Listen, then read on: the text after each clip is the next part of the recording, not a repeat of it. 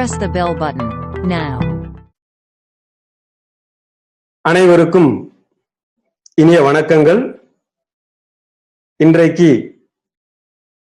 9வது நாள் online product ட்ரைனிங்காக உங்கள் அனைவரையும் இனிதே வரவேற்கிறேன். எனது பெயர் Manoj, trainer, harvest success academy. இந்த ஒரு லாக்டவுன் பீரியட்ல தன்னுடைய விநியோகஸ்தர்கள் அனைவருக்குமே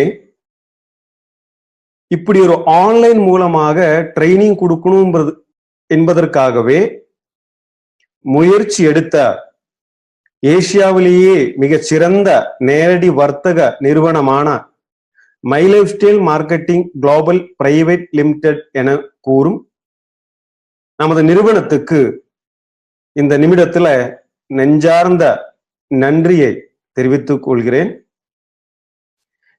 எதுக்காக இந்த ட்ரைனிங் ப்ரோக்ராம் பாருங்க. நாம முன்னாடி ப்ராடக்ட் ட்ரைனிங் நடந்துட்டு இருந்துச்சு. எப்படி நடந்தது? பெரிய அரங்கத்துல, பெரிய ஹாலில் நிறைய நபர்கள் உட்கார்ந்து நமக்கு சீனியரா இருக்கக்கூடிய நபர்கள் நமக்கு ப்ராடக்ட் ட்ரைனிங் கொடுத்தாங்க. அந்த ப்ராடக்ட் ட்ரைனிங் ஆனது ஒரு 4 மணி நேரம் அல்லது 5 மணி நேரம் அல்லது 6 மணி நேரங்கள் நடந்தது. அப்ப இத்தனை பொருட்கள் ஒரு 4 மணி நேரத்திலேயே கொடுக்கறது அப்படிங்கிறது ரொம்ப கஷ்டமான விஷயம் இல்லையா? அதனால என்ன நடக்கும்? ரொம்ப வேகமாக அந்த ப்ராடக்ட் ட்ரைனிங் கொடுக்க வேண்டிய கட்டாயத்தில் இருப்பாங்க. அதனால முழு விவரங்கள் ஒருவேளை நமக்கு தெரிந்திருக்காது. ஆனா இந்த லாக்டவுன் பீரியட்ல நமக்காக மை லைஃப் ஸ்டைல் மார்க்கெட்டிங் நிறுவனம் ஒரு நாளைக்கு ஒரு ப்ராடக்ட்டுக்கு ட்ரைனிங் கொடுக்கிறது. அதாவது கிட்டத்தட்ட 40 நிமிடத்தில் இருந்து 1.25 மணி நேரம் வரை வரக்கூடிய டைமுக்குள்ள நமக்கு ஒரு நாளைக்கு ஒரு ப்ராடக்டை பத்தியான நாலேஜ் நமக்கு மை லைஃப் ஸ்டைல் மார்க்கெட்டிங் நிறுவனம் கொடுக்கறாங்க. எதுக்கு இந்த ப்ராடக்ட் ட்ரைனிங்? நம்ம பார்த்தோம், ஏசியாவிலேயே மிக சிறந்த நேரடி வர்த்தக நிறுவனம் மை லைஃப் ஸ்டைல் மார்க்கெட்டிங். இந்த அளவுக்கு பிரபலமாக இருக்கக்கூடிய நிறுவனமாக மாற வேண்டும் என்றால் நிச்சயமா நம்முடைய பொருட்கள் ரொம்ப நல்ல தரமான பொருட்களாக இருக்கும் பட்சத்துல மட்டும்தானே முடியும். அந்த மாதிரி பொருட்கள், தரமான பொருட்கள் தான் நம்ம கையில் இருக்கும். ஆனா எத்தனை பேருக்கு அதனுடைய உண்மை தெரியும்? இந்த அளவுக்கு தரமான பொருள் தான் என் கையில் இருக்கு அப்படிங்கிறது எத்தனை நபர்களுக்கு தெரியும்? தெரியாது இல்லையா? ஏன் தெரியாது அப்படி என்றால், ஒரு பொருளை பத்தி, ஒரு விஷயத்தை பத்தி சரியான நாலேஜ் இருக்கும் போதுதான் அதன் மேல் நமக்கு நம்பிக்கை வரும். எதன் மேல் நாலேஜ் இருக்கோ அதன் மேல் நம்பிக்கை வரும். பொருளை பத்தியான சரியான நாலேஜ் உங்களுக்கு வந்துவிட்டால் நிச்சயமாக அதன் மேல் பெரிய நம்பிக்கை உருவாகும். ஏனெனில் அப்படிப்பட்ட அற்புதமான பொருட்கள் தான் மை லைஃப் ஸ்டைல் மார்க்கெட்டிங் நிறுவனம் நமக்காக கொடுத்துட்டு இருக்கு. மை லைஃப் ஸ்டைல் மார்க்கெட்டிங் நிறுவனம் நம்ம கிட்ட என்ன சொல்லுதுங்க? முதல்ல நமது பொருட்களை விநியோகஸ்தர்களான நீங்க வாங்குங்க, நீங்க பயன்படுத்துங்க, அதுக்கப்புறம் உங்க குடும்பத்தினருக்கு பயன்படுத்த கொடுங்க, அதுக்கப்புறம் உங்களுக்கு திருப்தி எனும் பட்சத்தில் மட்டும் உங்களுக்கு தெரிந்த நபர்களிடம் பரிந்துரை செய்யுங்கள். அப்படித்தானே சொல்லுது. அப்படி என்றால் இன்னொருவருக்கு கொடுக்கறதுக்கு முன்னாடியே முதல்ல அதை யாரு பயன்படுத்தி இருக்க வேண்டும்? அதை நாம் பயன்படுத்தி இருக்க வேண்டும். அதை பயன்படுத்துவதற்கு அந்த பொருளை பத்தியான நாலேஜ் இருந்தா தானே முடியும் இல்லையா? அந்த மாதிரி ஒவ்வொரு பொருளை பத்தியும் மிக விளக்கமாக நமக்கு இந்த பயிற்சி கொடுக்கக்கூடியது யாருன்னு பார்த்தீர்களானால், இன்னைக்கு இந்தியாவிலேயே எந்த நிறுவனமும் செய்யாத, எந்த நேரடி வர்த்தக நிறுவனமும் செய்யாத ஒரு சாதனை மை லைஃப் ஸ்டைல் மார்க்கெட்டிங் நிறுவனம் செய்துள்ளது. அதாவது தன்னுடைய விநியோகஸ்தர்களுக்கு நாலேஜ் கொடுக்கணுங்கிறதுக்காக ப்ராடக்டை பத்தியான நாலேஜ், பிசினஸ் பத்தியான நாலேஜ் மற்றும் இந்த தொழிலுடைய நுட்பங்களை பத்தியான அறிவை கொடுக்கணுங்கிறதுக்காகவே முதல்ல இந்தியாவுல மை லைஃப் ஸ்டைல் மார்க்கெட்டிங் நிறுவனம் தான் ஒரு அகாடமியை நிறுவியுள்ளது. அந்த மாதிரி மை லைஃப் ஸ்டைல் மார்க்கெட்டிங் நிறுவனம் நிறுவியுள்ள ஒரு அகாடமி தான் ஹார்வெஸ்ட் சக்சஸ் அகாடமி. இந்த ஹார்வெஸ்ட் சக்சஸ் அகாடமியானது இந்தியாவில் இருக்கக்கூடிய மிக பெரிய ட்ரெயினர்களால் உருவாக்கப்பட்ட ஒரு அகாடமியாகும். இந்த அகாடமி என்ன சொல்லுது? ஹார்வெஸ்ட் சக்சஸ் அகாடமி நம்ம கிட்டே சொல்லுது, முதல்ல எந்த ஒரு தொழிலாக இருந்தாலும் அந்த தொழிலை பற்றி சரியாக படியுங்கள், அதை பத்தி நிறைய நாலேஜ் வளர்த்தி கொள்ளுங்கள், அதுக்கப்புறம் அந்த தொழில் நல்லபடியாக ஈடுபடுங்கள். என்ன சொல்றாங்க? லேர்ன் தென் ஏர்ன். அப்படித்தானே உண்மை? எந்த தொழிலாக இருந்தாலும் அந்த தொழிலை பத்தியான சரியான நாலேஜ் வந்த பிறகுதான் அந்த தொழில் நடத்தி நாம வெற்றி பெற முடியும். அந்த மாதிரிதான் ஹார்வெஸ்ட் சக்சஸ் அகாடமியும் சொல்லுது, முதல்ல கத்துக்கோங்க, கற்றுக்கிட்ட பிறகு தொழில் பண்ணி சம்பாதிங்க. அந்த மாதிரி இன்னைக்கு ஹார்வெஸ்ட் சக்சஸ் அகாடமிக்கு மிகப்பெரிய ஒரு நன்றியை நம்ம தெரிவிப்போம். மை லைஃப் ஸ்டைல் மார்க்கெட்டிங் நிறுவனம் நிறைய பொருட்கள் இருக்குன்னு சொன்னேன். அந்த பொருட்கள் எல்லாத்தையுமே முக்கியமா 6 விதமான பிராண்ட் நேம்ல தான் நமக்கு கொடுக்குதுங்க. அதுல பிராண்ட் ஆயுர்வேதத்தை தழுவியுள்ள எலிமெண்ட்ஸ் வெல்னஸ், 2வது ஆன் அண்ட் ஆன், 3வது ஆஹார், 4வது நியூ ஸ்டார், 5வது எம்ஐ ஹோம், 6வது இந்தியா க்ரோ. இப்படி அன்றாட நமக்கு தேவையான அத்துணை வகை பொருட்களும் மை லைஃப் ஸ்டைல் மார்க்கெட்டிங் நிறுவனம் நமக்காக தந்து கொண்டு இருக்கிறது. இங்கே ஒரு கேள்வி. என்ன கேள்வி? எதுக்கு இந்த ப்ராடக்ட்? இந்த பொருட்களை எல்லாம் நான் எதுக்காக பயன்படுத்தணும்? இதனுடைய அவசியம் என்ன அப்படிங்கிறது ஒரு கேள்வி இல்லையா? பாருங்கள், நம்முடைய மூதாதையர்கள் எத்தனை வருடங்கள் உயிரோடு இருந்ததாக நம்ம கேள்விப்பட்டிருக்கோம்.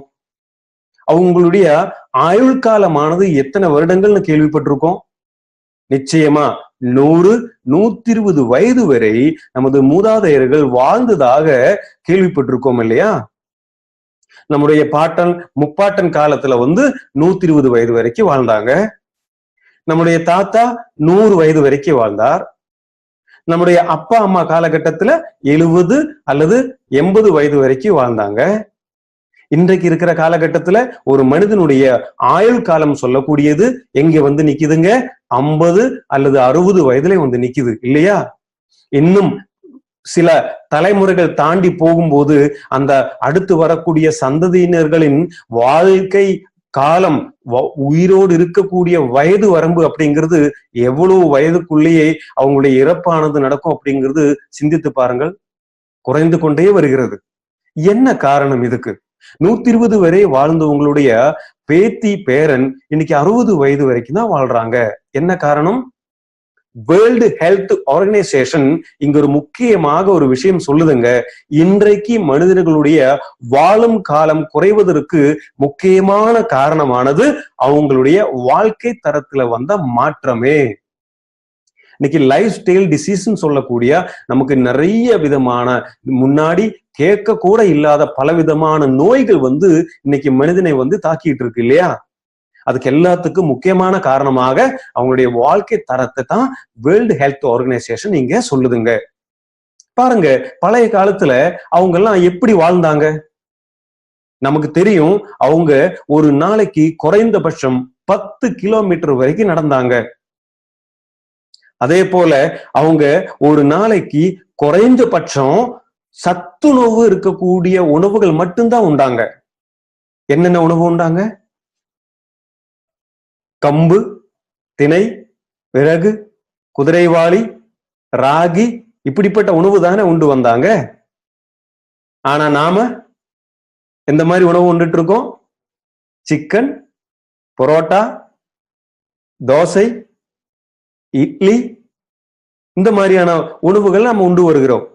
பாருங்க, உலகிலேயே அதிகமாக கால்சியம் சத்து இருக்கக்கூடிய ஒரு உணவு தான் ராகின்னு சொல்லக்கூடியது. அன்னைக்கு அதிகமா சாப்பிட்டாங்க.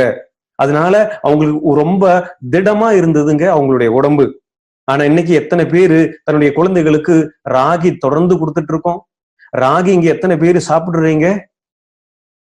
ராகி சரியான அளவுல சாப்பிடாத போது என்ன நடக்கும்? கால்சியம் சத்தானது குறையும். பாருங்க, சில நபர்கள் நடந்து போகும்போது தடுக்கி விழுந்து எலும்பு உடையுது அப்படின்னு சொல்றத நம்ம கேள்விப்படுறோம். உண்மையா இல்லையா? நடந்து நடந்து போகும்போது விழுந்த உடனே உடையக்கூடியதா மனிதனுடைய எலும்பு? ஆனா அந்த அளவுக்கு ஸ்ட்ராங் இல்லாத நிலைமைக்கு நம்முடைய எலும்புகள் மாறி இருக்கு. என்ன காரணம்? கால்சியம் சத்து இல்லை. இந்த மாதிரி நமக்கு உடம்புல நம்ம உண்ணக்கூடிய உணவுல என் உடலுக்கு தேவையான என்னெல்லாம் ஊட்டச்சத்து இருக்கு அப்படின்னு விசாரிச்சிருக்கோமா? நிச்சயமாக இல்லை.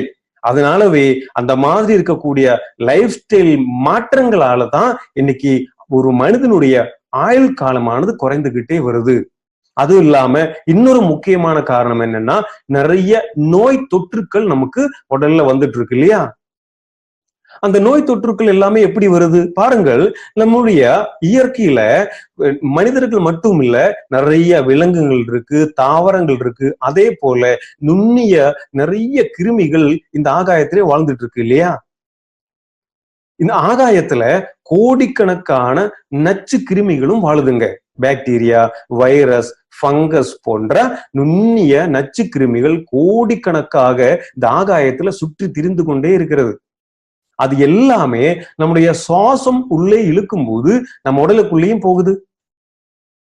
அப்போ இந்த நோய் உருவாக்கக்கூடிய நுண்ணிய கிருமிகள் எல்லாமே நம்ம உடலுக்குள்ள போகும்போது நிச்சயமா எதுக்கு ஆளாவோம்? நோய்க்கு ஆளாவோம். நோய்வாய்ப்படுவதற்கான வாய்ப்புகள் அதிகம். அந்த நேரத்திலேயே அந்த நோய் உருவாக்கக்கூடிய நச்சு கிருமிகளிலிருந்து நம் உடலை பாதுகாக்கக்கூடிய ஒரு சிஸ்டம் நம்ம உடல்லே வேலை பார்க்குதுங்க. அந்த சிஸ்டத்துக்கு பேரு தான் இம்யூன் சிஸ்டம். தமிழே சொல்வோமானால் நோய் எதிர்ப்பு சக்தி. என்ன இந்த நோய் எதிர்ப்பு சக்தி? அதாவது நம்ம முதல்ல பார்த்தோம், பாக்டீரியா, அதே போல வைரஸ், அதே மாதிரி நிறைய நச்சு பொருட்கள், ஃபங்கஸ், நுண்ணிய நச்சு கிருமிகள் எல்லாமே நம்ம ஒவ்வொரு செகண்ட்லயும் கோடிக்கணக்கா நம்மளை தாக்கிட்டு இருக்கு. நிறைய நச்சு கிருமிகள் நம்ம உடலுக்குள்ளேயும் போகுதுங்க. எப்படி எல்லாம் போகுது? சுவாச குழாய் வழியாக போகுது, வாயு வழியாக போகுது, கண் வழியாக போகுது, நவதாவரங்கள்னு சொல்லுவாங்க. அந்த மாதிரி நம்ம உடலுக்குள்ள நிறைய நுண்ணிய இந்த நச்சு கிருமிகள் போகும்போது அதை எல்லாமே எதிர்த்து நம்முடைய உடல் போராடும். அது எப்படி போராடும்? 24 மணி நேரம் நமக்காக போராடும். அது போராடுவதற்கு எதெல்லாம் உதவிகரமாக இருக்கிறது? நம்முடைய ஸ்கின் உதவி செய்யுது. அதுக்கப்புறம் நம்முடைய உமிழ்நீர் அதுக்காக உதவி செய்யுது. அதுக்கடுத்து நமக்கு நிறைய செல்ஸ், நிறைய உள்ளுறுப்புகள் எல்லாமே இந்த நோய் எதிர்ப்பு சக்திக்காக நமக்கு பெரிய உதவிகரமாக இருக்குதுங்க. இந்த நோய் எதிர்ப்பு சக்தியானது யாரு ஒருவருக்கு குறையுதோ அந்த உடலிலே நோய் விடும் அப்படிங்கிறது அனைவரும் தெரிந்த விஷயமே. எப்படி இந்த நோய் எதிர்ப்பு சக்தி குறையுது பார்ப்போமா? நிச்சயமாக நாம் அறிந்திருக்க வேண்டிய விஷயம்தான். ஒரு மனிதனுடைய நோய் எதிர்ப்பு சக்தியானது குறைவதற்கு என்ன காரணங்கள் பார்ப்போம்.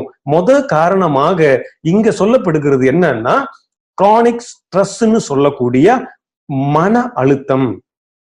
ஒரு மனிதனுக்கு எப்பொழுது மன அழுத்தம் வருகிறதோ அவன் நிச்சயமாக நோயாளியாக மாற அதிகமான வாய்ப்புள்ளது. என்ன காரணம்? மன அழுத்தம் வரும்போது உச்சம் தலையிலிருந்து உள்ளங்கால் வரை பாதிப்படைகிறது. அதனால் நிச்சயமா நோய் எதிர்ப்பு சக்தி குறைவதற்கு ஒரு முக்கியமான காரணமாக இந்த மன அழுத்தம் இருக்கிறது. இரண்டாவது, junk food and processed food, அதாவது நொறுக்கு தீனிகள் நம்ம சொல்லுவோம் இல்லையா? ஏதாவது நல்ல விசேஷம் நம்ம குடும்பத்திலேயே நடந்தது அப்படி என்றால் நிச்சயமா எல்லாரும் போய் வாங்குவது இந்த மாதிரி பேக்கரி ஐட்டம் சொல்லக்கூடிய நொறுக்கு தீனிகள் தானே. குழந்தைங்க கிட்ட காசை கொடுத்து உனக்கு பிடித்த உணவை போய் சாப்பிடு அப்படி என்று அனுப்புகிறோம். அவன் எதை போய் வாங்குகிறான், எதை சாப்பிடுகிறான் நாம பார்ப்பதே கிடையாது. இந்த மாதிரியான நொறுக்கு தீனிகள் சாப்பிடும்போது, எண்ணெயிலேயே வறுத்த பொருட்களை எல்லாம் சாப்பிடும்போது நிச்சயமா உடலுக்கு தேவையான சத்துக்கள் கிடைக்குதா? வாய்ப்பே இல்லை. அந்த மாதிரி உடலுக்கு தேவையான சத்துக்கள் இல்லாத உணவுகள் உண்ணும் போது நிச்சயமா நோய் எதிர்ப்பு சக்தியானது குறையும். இன்னொன்னு, ரொம்ப நாள் தொடர்ந்து மருந்து மாத்திரைகள் சாப்பிட்டு வந்தவங்க, ரொம்ப நாள் தொடர்ந்து ஆன்டிபயோட்டிக் சாப்பிட்டு வர்றவங்க, தொடர்ந்து ரொம்ப நாள் இந்த மாதிரி வலி நிவாரணி மாத்திரைகள் சாப்பிடக்கூடிய நபர்கள், அப்படி தொடர்ந்து சாப்பிட்டு வந்தோமானால் நிச்சயமா பக்க விளைவுகள் ஏற்பட்டு நோய் எதிர்ப்பு சக்தியானது குறைவதற்கு காரணங்கள் அதிகமாக இருக்கிறது. இன்னொன்னு, குடிப்பழக்கம் மற்றும் புகைப்பிடித்தல். இந்த பழக்கமானது நிச்சயமா பெரிய அளவுல நம்முடைய நோய் எதிர்ப்பு சக்தியை குறைக்கிறது. எப்படி பாருங்கள், நம்ம உடலிலே நாம உண்ணக்கூடிய உணவு நம்மளுடைய வயிற்றுக்குள்ளே போன பிறகு அது செரிமானமாய் அதுல இருந்து சத்துக்களை எல்லாம் பிரித்து எங்கெங்கு எந்தெந்த சத்துக்கள் எந்த இடத்துக்கெல்லாம் போகணும் அப்படின்னு ஒவ்வொரு இடத்துக்கும் சரியான அளவுல அனுப்பக்கூடிய ஒரு மகத்தான வேலையை பார்க்கக்கூடிய உறுப்பு தான் நம்முடைய கல்லீரல்னு சொல்லக்கூடிய லிவர்.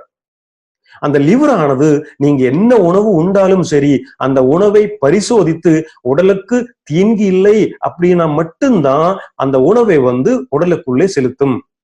அந்த மாதிரி நச்சு பொருட்கள் உள்ளே போயது அப்படின்னா நிச்சயமா அந்த நிமிஷத்துல அந்த நச்சு பொருளை ஃபில்டர் பண்ணி நம்மளை பாதுகாக்கக்கூடிய பெரிய ஒரு வேலை பார்க்கக்கூடிய உறுப்பு தான் கல்லீரல். அப்படி இருக்கக்கூடிய கல்லீரல்ல நம்ம இந்த மது பழக்கத்துக்கு ஆளானவங்க இந்த மது அருந்தும் போது என்ன நடக்கும்?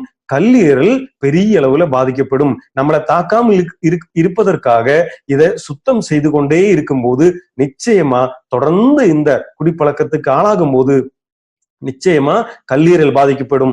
கல்லீரல் பாதிக்கப்படும் போது என்ன நடக்கும்?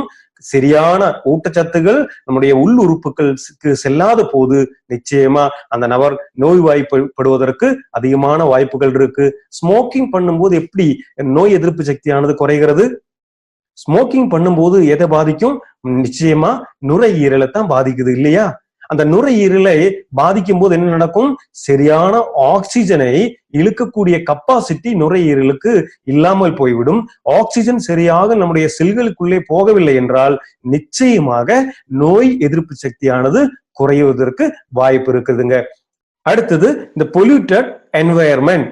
என்ன அப்படின்னு சொன்னா, மாசுபடிந்த சுற்றுப்புற சூழலினாலையும் நிச்சயமா நோய் எதிர்ப்பு சக்தியானது குறைகிறது.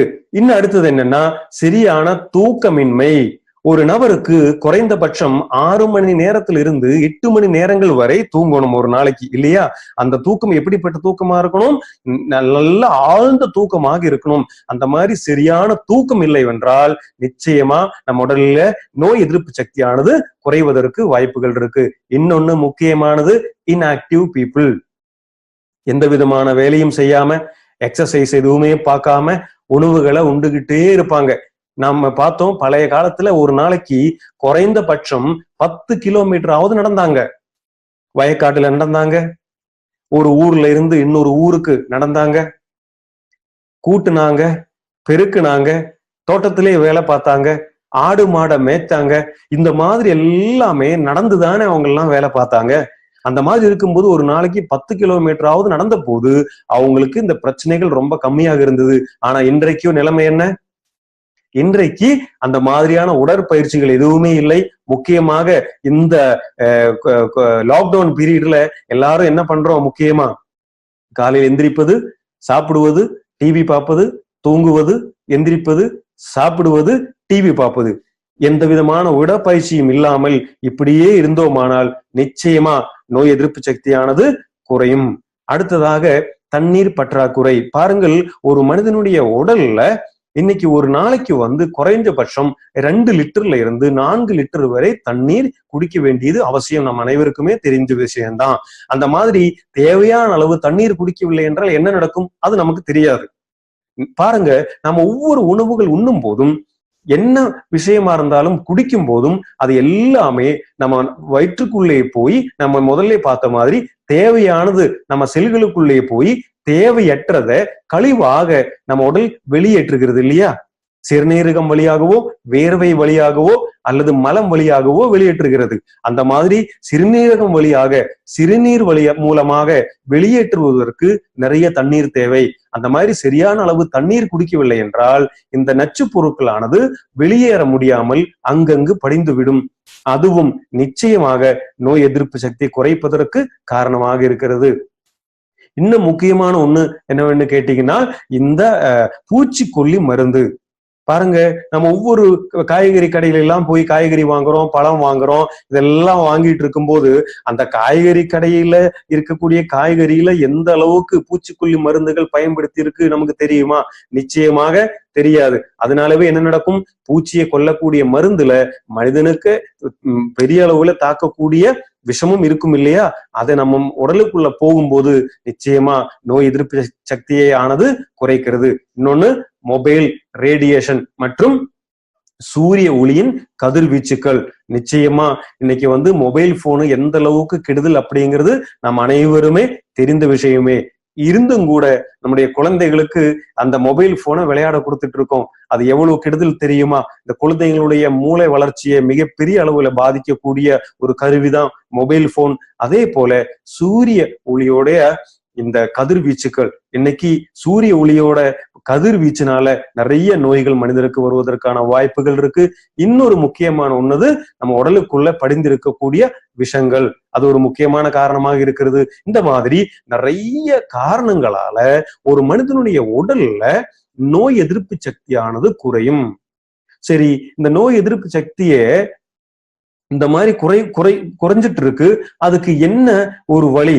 இதுல இருந்து மீண்டு வருவதற்கு, நோய் எதிர்ப்பு சக்தியை அதிகப்படுத்துவதற்கு என்ன ஒரு வழி அப்படின்னு கேட்டீர்களால், நிச்சயமா இங்கே உலகுல மனிதர்கள் தோன்றுவதற்கு முன்பே தோன்றிய ஒரு சிகிச்சை முறை இருக்குங்க. அதுதான் ஆயுர்வேதம். ஆயுர்வேதம் மூலமாக நிச்சயமா நம்ம உடலுக்குள்ளே என்னெல்லாம் குறைபாடுகள் இருக்கோ அதெல்லாம் சரி செய்வதற்கு இந்த ஆயுர்வேதம் நமக்கு உதவிகரமாக இருக்கிறது. அந்த ஆயுர்வேதத்துல இன்னைக்கு பெருமையோட இங்க அறிமுகம் செய்கிறோம். ஆயுர்வேத முறையில நம்ம உடலுக்குள்ள இருக்கக்கூடிய பற்றாக்குறைகளை, ஊட்டச்சத்துக்களை அளிக்கக்கூடிய முக்கியமான ஒரு பிராண்டு இங்க அறிமுகம் செய்யறோம். அந்த பிராண்டுக்கு நேம் தான் எலிமெண்ட்ஸ் வெல்னஸ். நவீன முறையில பாரம்பரியத்தினுடைய ஆயுர்வேதத்தை பயன்படுத்தி நவீன முறையில தயாரிக்கப்பட்ட நிறைய உற்பத்தி பொருட்களால் கொண்டதுதான் எலிமெண்ட்ஸ் வெல்னஸ். இந்த எலிமெண்ட்ஸ் வெல்னஸுக்கு பின்னாடி வேலை பார்க்கக்கூடிய ஒரு மகானத்தான் இப்ப நீங்க ஸ்கிரீன்ல பாத்துட்டு இருக்கீங்க. இவருடைய பேர் டிபி அனந்த நாராயணா, டிபிஏ நாராயணான்னு சொல்லுவாங்க. இவர் மைலப்ஸ்டோன் மார்க்கெட்டிங் நிறுவனத்தினுடைய பிரின்சிபல் சயின்டிபிக் அட்வைசராக செயல்பட்டு வருகிறார்.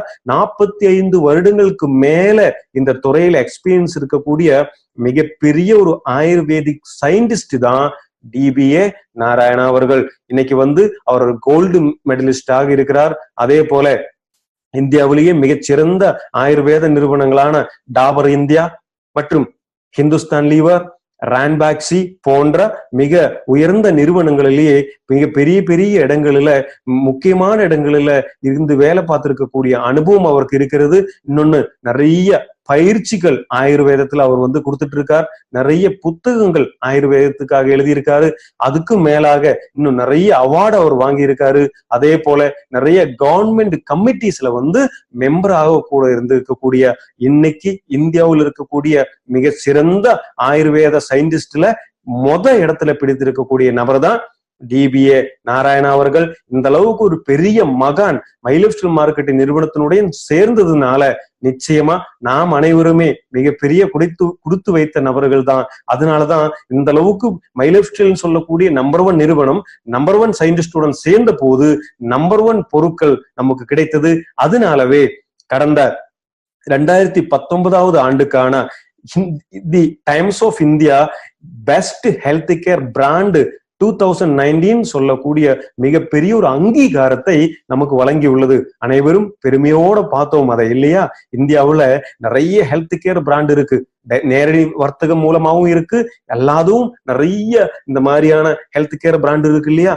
இருந்தும் எலிமெண்ட்ஸ் வெல்னஸுக்கு 2019க்கான பெஸ்ட் ஹெல்த் கேர் பிராண்டு இந்த அங்கீகாரம் கிடைக்குதுன்னா முக்கியமா நம்முடைய பொருட்களுடைய தரம் தான் அதுக்கு காரணம். அந்த மாதிரி இந்த அவார்டு நமக்கு வாங்கி கொடுத்த, இதுக்கு பிறகே வேலை பார்த்திருக்கக்கூடிய நபர்கள் அத்தனை பேருக்கும் மிகப்பெரிய ஒரு நன்றியை நாம தெரிவிப்போம். அடுத்தது, எதுக்காக மைலப்ஸ்டோன் மார்க்கெட்டிங் நிறுவனம் ஆயுர்வேதத்தை பின்பற்றுகிறது? ஏன் ஆயுர்வேதம் மூலமாக பொருட்கள் மக்களுக்கு கொடுக்கணும்னு மைலப்ஸ்டோன் மார்க்கெட்டிங் நினைக்குது? எதுக்காக ஆயுர்வேதம் அப்படின்னு பார்த்தீர்களானால், பாருங்கள், மனிதர்கள் தோன்றுவதற்கு முன்னதாகவே ஆயுர்வேதம் தோன்றியதாக புராணங்கள்ல சொல்லுது. அது ஒண்ணு. முக்கியமா ஆயுர்வேதத்துல என்ன சொல்லுதுங்க?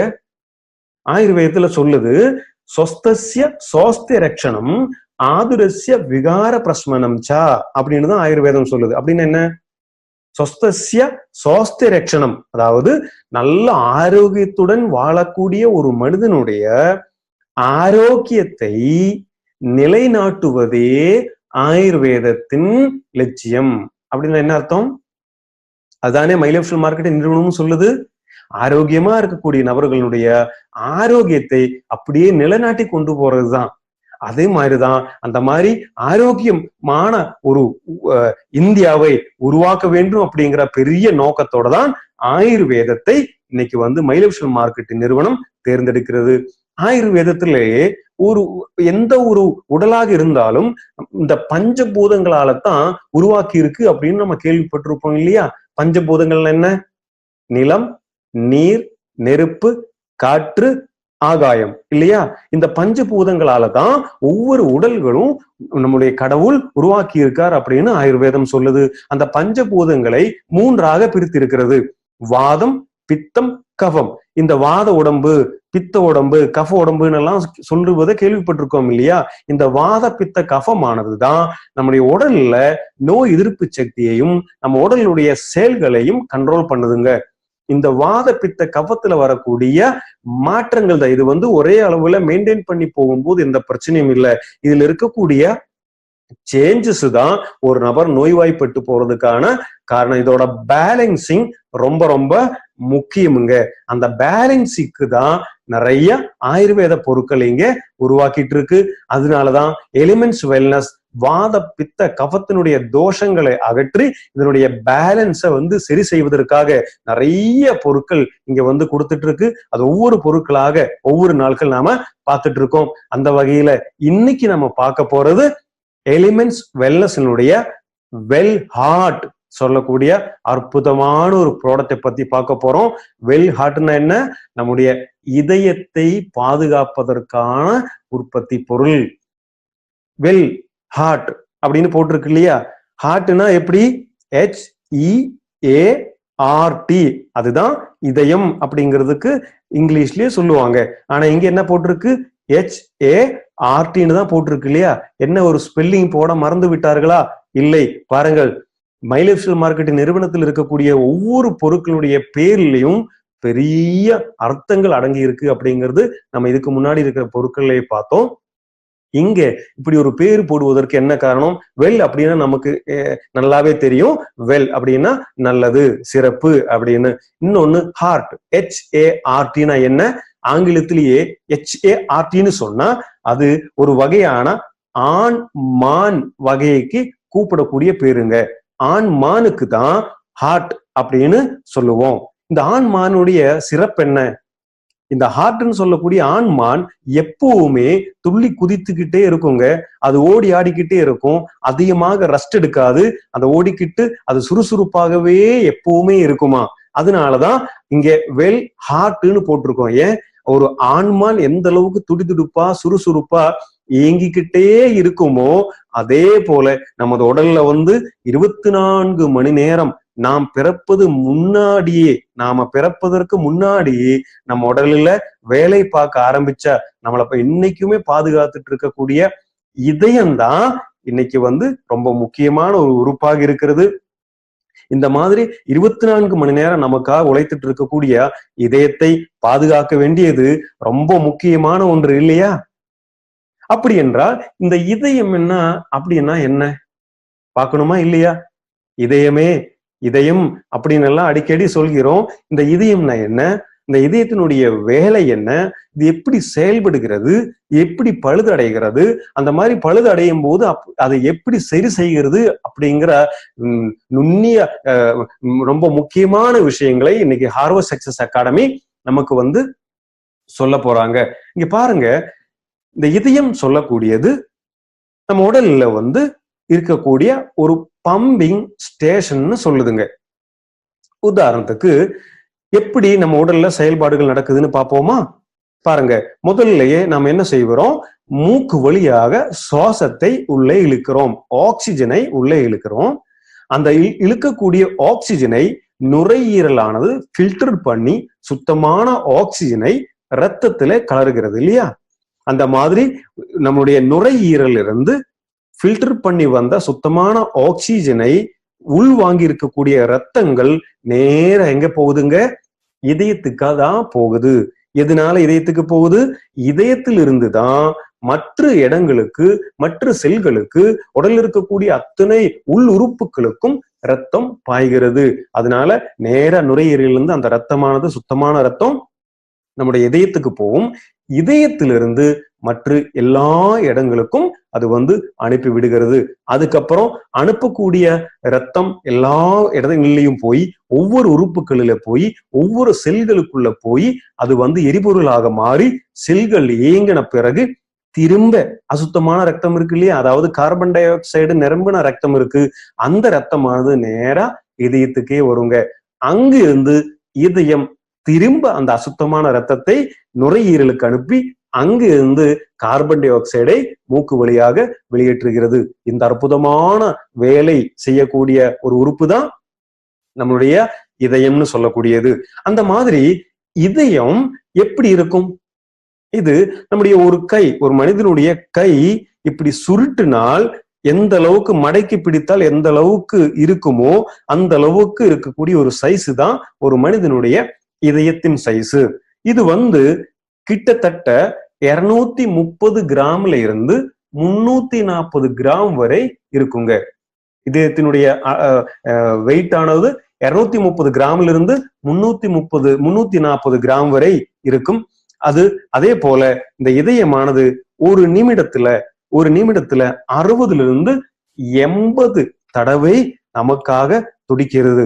பாருங்க, ஒரு நிமிடத்துல 80 தடவை துடிக்குது அப்படி என்றால் ஒரு மணி நேரத்துல 4800 தடவை, ஒரு நாளைக்கு 1,00,000 1,15,200 தடவை அப்படி என்றால் ஒரு வருடத்துக்கு பார்க்கும்போது 4,20,48,000 தடவை நமக்காக துடிக்கக்கூடிய ஒரு அற்புதமான ராஜ உறுப்பு தான் இதயம்.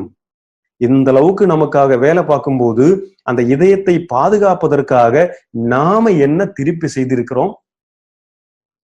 அதை பாதுகாக்கிறது வேண்டியது ரொம்ப முக்கியம் தானே இல்லையா? சரி, அதை எப்படி பாதுகாப்போம்? இந்த இதயமானது பாதுகாப்பாக இருக்கிறதுக்கு என்னென்ன தேவை அப்படிங்கறத பார்ப்போம். முக்கியமா இதயம் ரொம்ப ஆரோக்கியமான இதயமாக இருப்பதற்கு 5 விதமான விஷயங்கள் தேவை. 1, ஸ்ட்ராங்கான மசில்ஸ் தேவை. இதயம் ரொம்ப ஹெல்த்தியா இருக்கிறதுக்கு ஸ்ட்ராங்கான மசில்ஸ் தேவை, அதாவது ரொம்ப பலமான தசைகள் தேவை. அந்த மாதிரி பலமான தசைகள் இருக்கும்போதுதான் சரியான பம்பிங் நடக்கும்.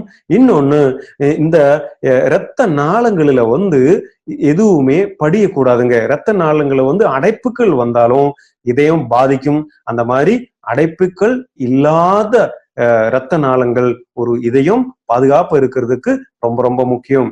இன்னும் 3வது என்னன்னு பாத்தீங்கன்னா, ஸ்ட்ராங்கான இரத்த நாளங்கள். ஸ்ட்ராங்கான இரத்த நாளங்கள் இதயத்துக்கு ரொம்ப முக்கியம். அடுத்ததாக சொல்லக்கூடியது என்னன்னு பாத்தீங்கன்னா, இரத்தத்தினுடைய சரியான பாய்ச்சல், இரத்த ஓட்டம் சீராக இருக்க வேண்டியது இதயத்தினுடைய பாதுகாப்புக்கு ரொம்ப முக்கியம். 5வதாக இதயத்துல வீக்கங்கள் இருக்கக்கூடாதுங்க. அந்த மாதிரி வீக்கம் இல்லாத இதயம்தான் ஆரோக்கியமான இதயம்னு சொல்லுகிறோம். இந்த மாதிரி 5 விதமான முக்கியமான விஷயங்கள் இருக்கிறது. ஒவ்வொன்றும் என்ன அப்படிங்கிறது நம்ம பார்ப்போம். முதலாவதாக, ரொம்ப பலமான தசைகள் நம்மளுடைய இதயத்துக்கு தேவை. அது எப்படி எல்லாம் உருவாகும்? ஸ்ட்ராங்கான தசைகள் உருவாகிறதுக்கு என்னெல்லாம் வேணும் பார்க்கலாமா? முதல்ல, சரியான இரத்த ஓட்டம் சீராக இருந்தது என்றால் நிச்சயமா நம்முடைய இதயத்தினுடைய தசைகளானது ஸ்ட்ராங்காக இருக்கும். அடுத்தது, எந்த விதமான பிளாக்குமே இருக்கக்கூடாது. பிளாக் இருந்ததுன்னு சொன்னா நிச்சயமா நம்முடைய இதயத்தினுடைய தசைகள் பாதிப்படையும். அடுத்தது என்னன்னு பாத்தீங்கன்னா, நம்முடைய இதயத்துக்கு ஒரு ஒரு ரிதம் இருக்கு இல்லையா? எப்படி துடிக்குது இதயம்?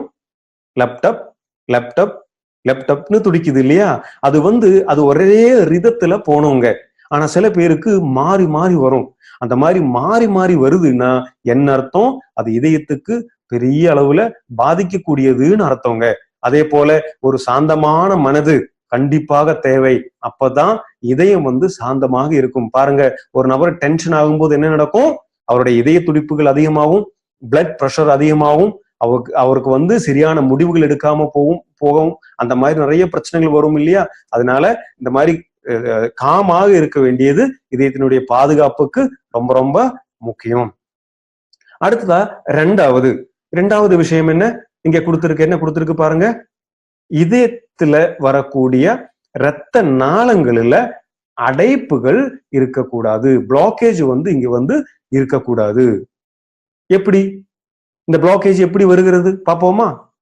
அதாவது இதயத்துல பிளாக்கேஜ் வராம இருக்கிறதுக்கு கவனிக்க வேண்டியவை என்னன்னா, ஹெல்த்தியான ஒரு லிப்பிட் ப்ரொஃபைல் தேவை. அப்படி என்றால் உடல்ல வந்து இந்த கொலஸ்ட்ரால் சொல்லக்கூடிய அந்த கொழுப்பு தன்மை சரியான அளவு இருக்கணுங்கிறது ரொம்ப முக்கியம்.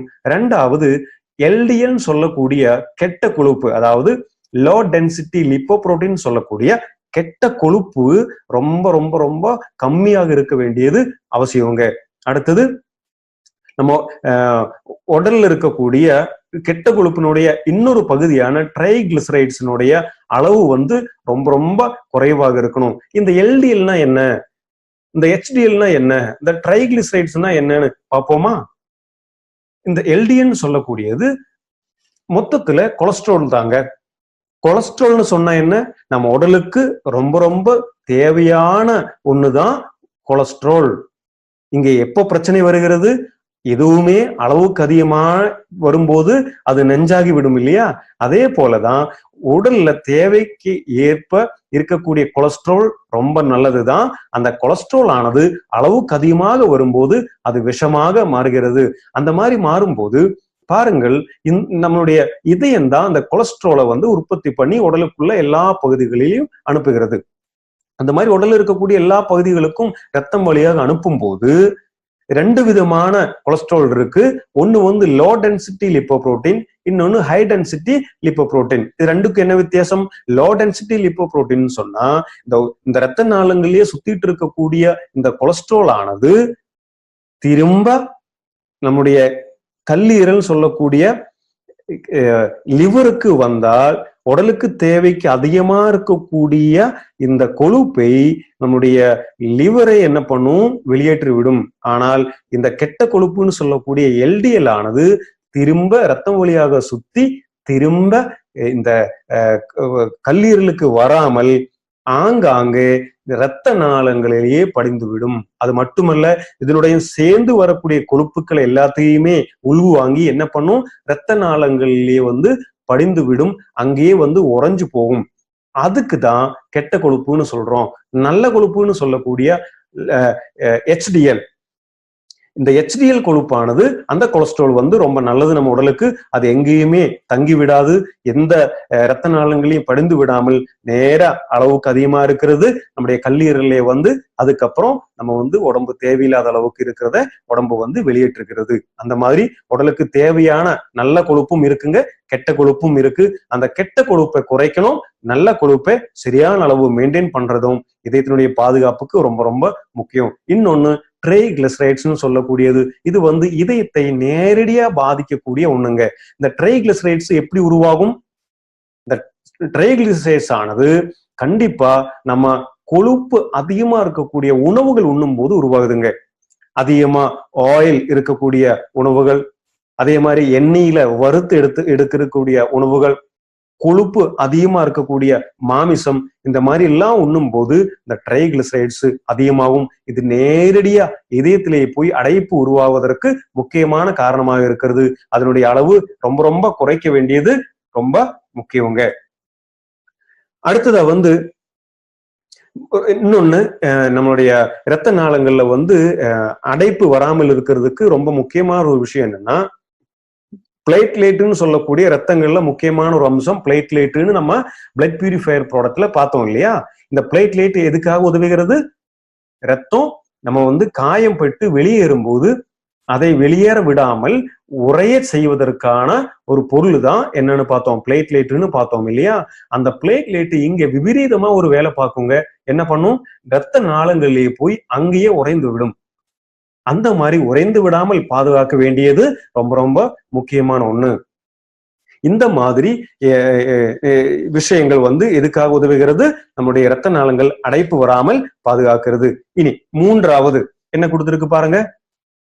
மூன்றாவது, இரத்தத்தை பாதுகாக்க வேண்டும் எனில் ஸ்ட்ராங்கான பிளட் வெசல்ஸ், இரத்த நாளங்கள் தேவை. ரொம்ப ஸ்ட்ராங்கான இரத்த நாளங்கள் தேவை.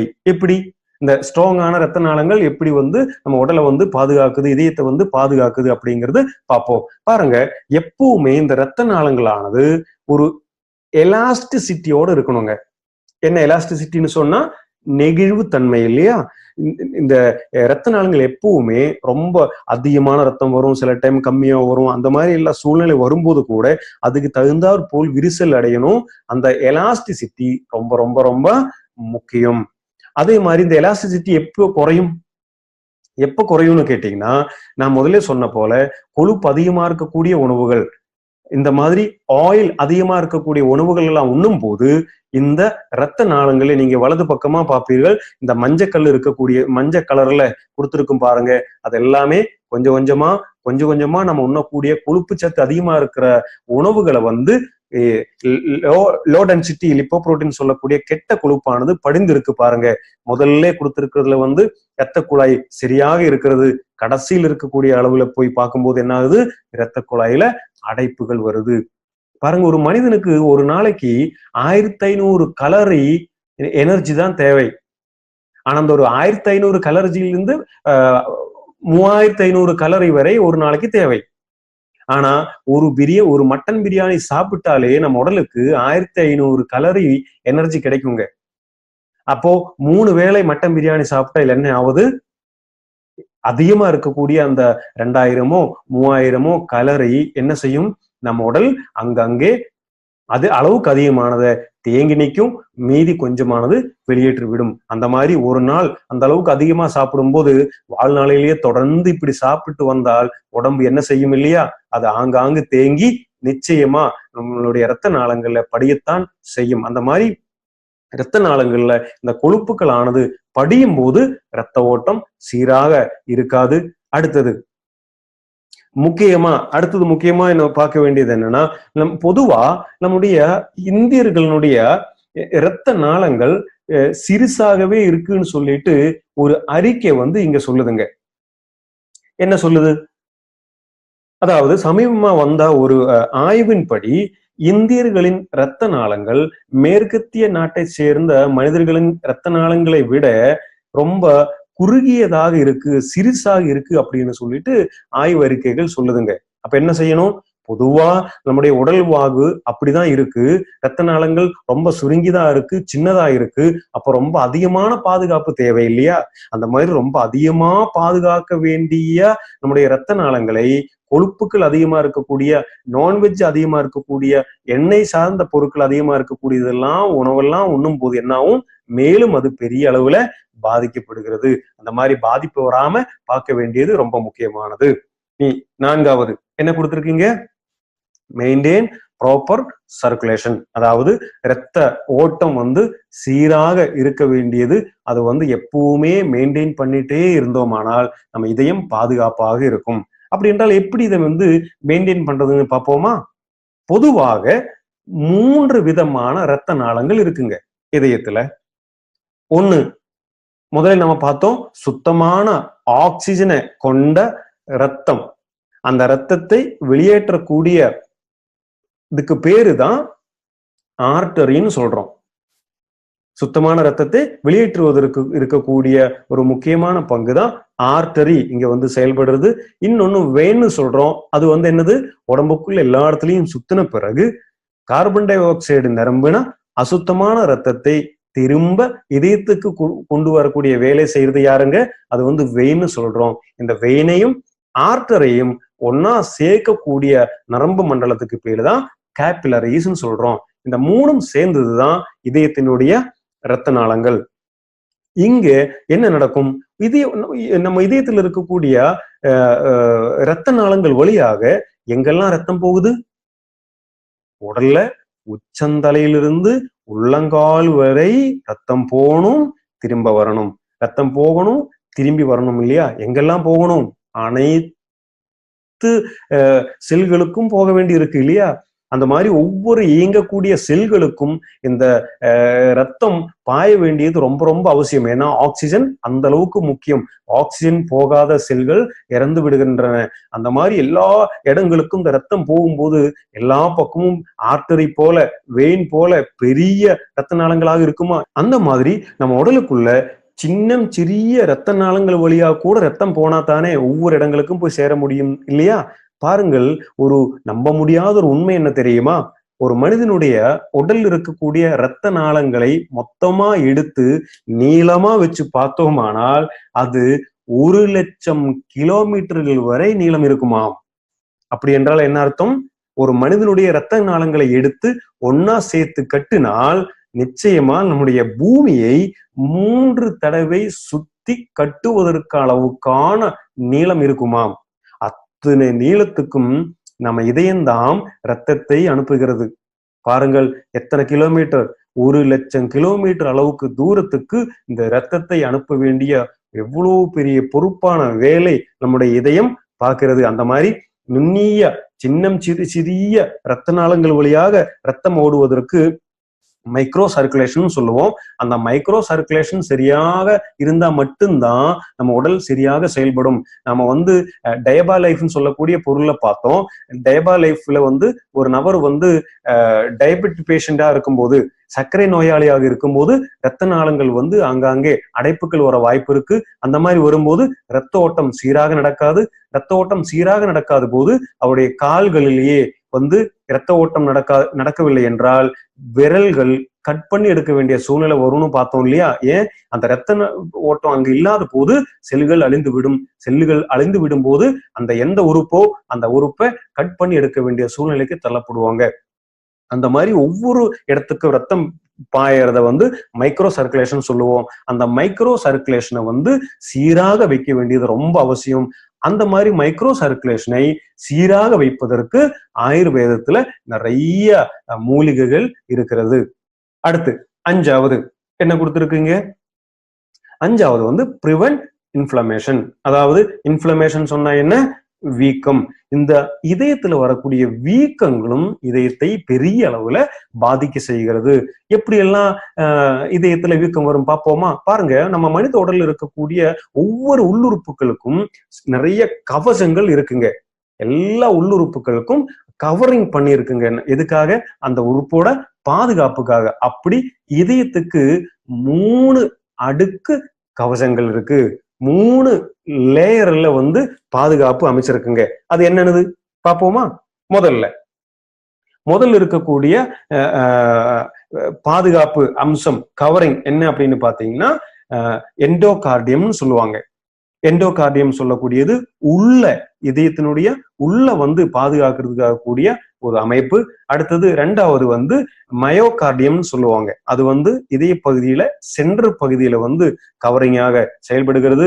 3வது பெரிகார்டியம்னு சொல்லுவாங்க. இது வெளியே இதயத்தை பாதுகாக்கிறதுக்காக இருக்கக்கூடிய பேக்கிங். இப்படி 3 விதமான கவரிங் இதயத்துக்கு இருக்கிறது.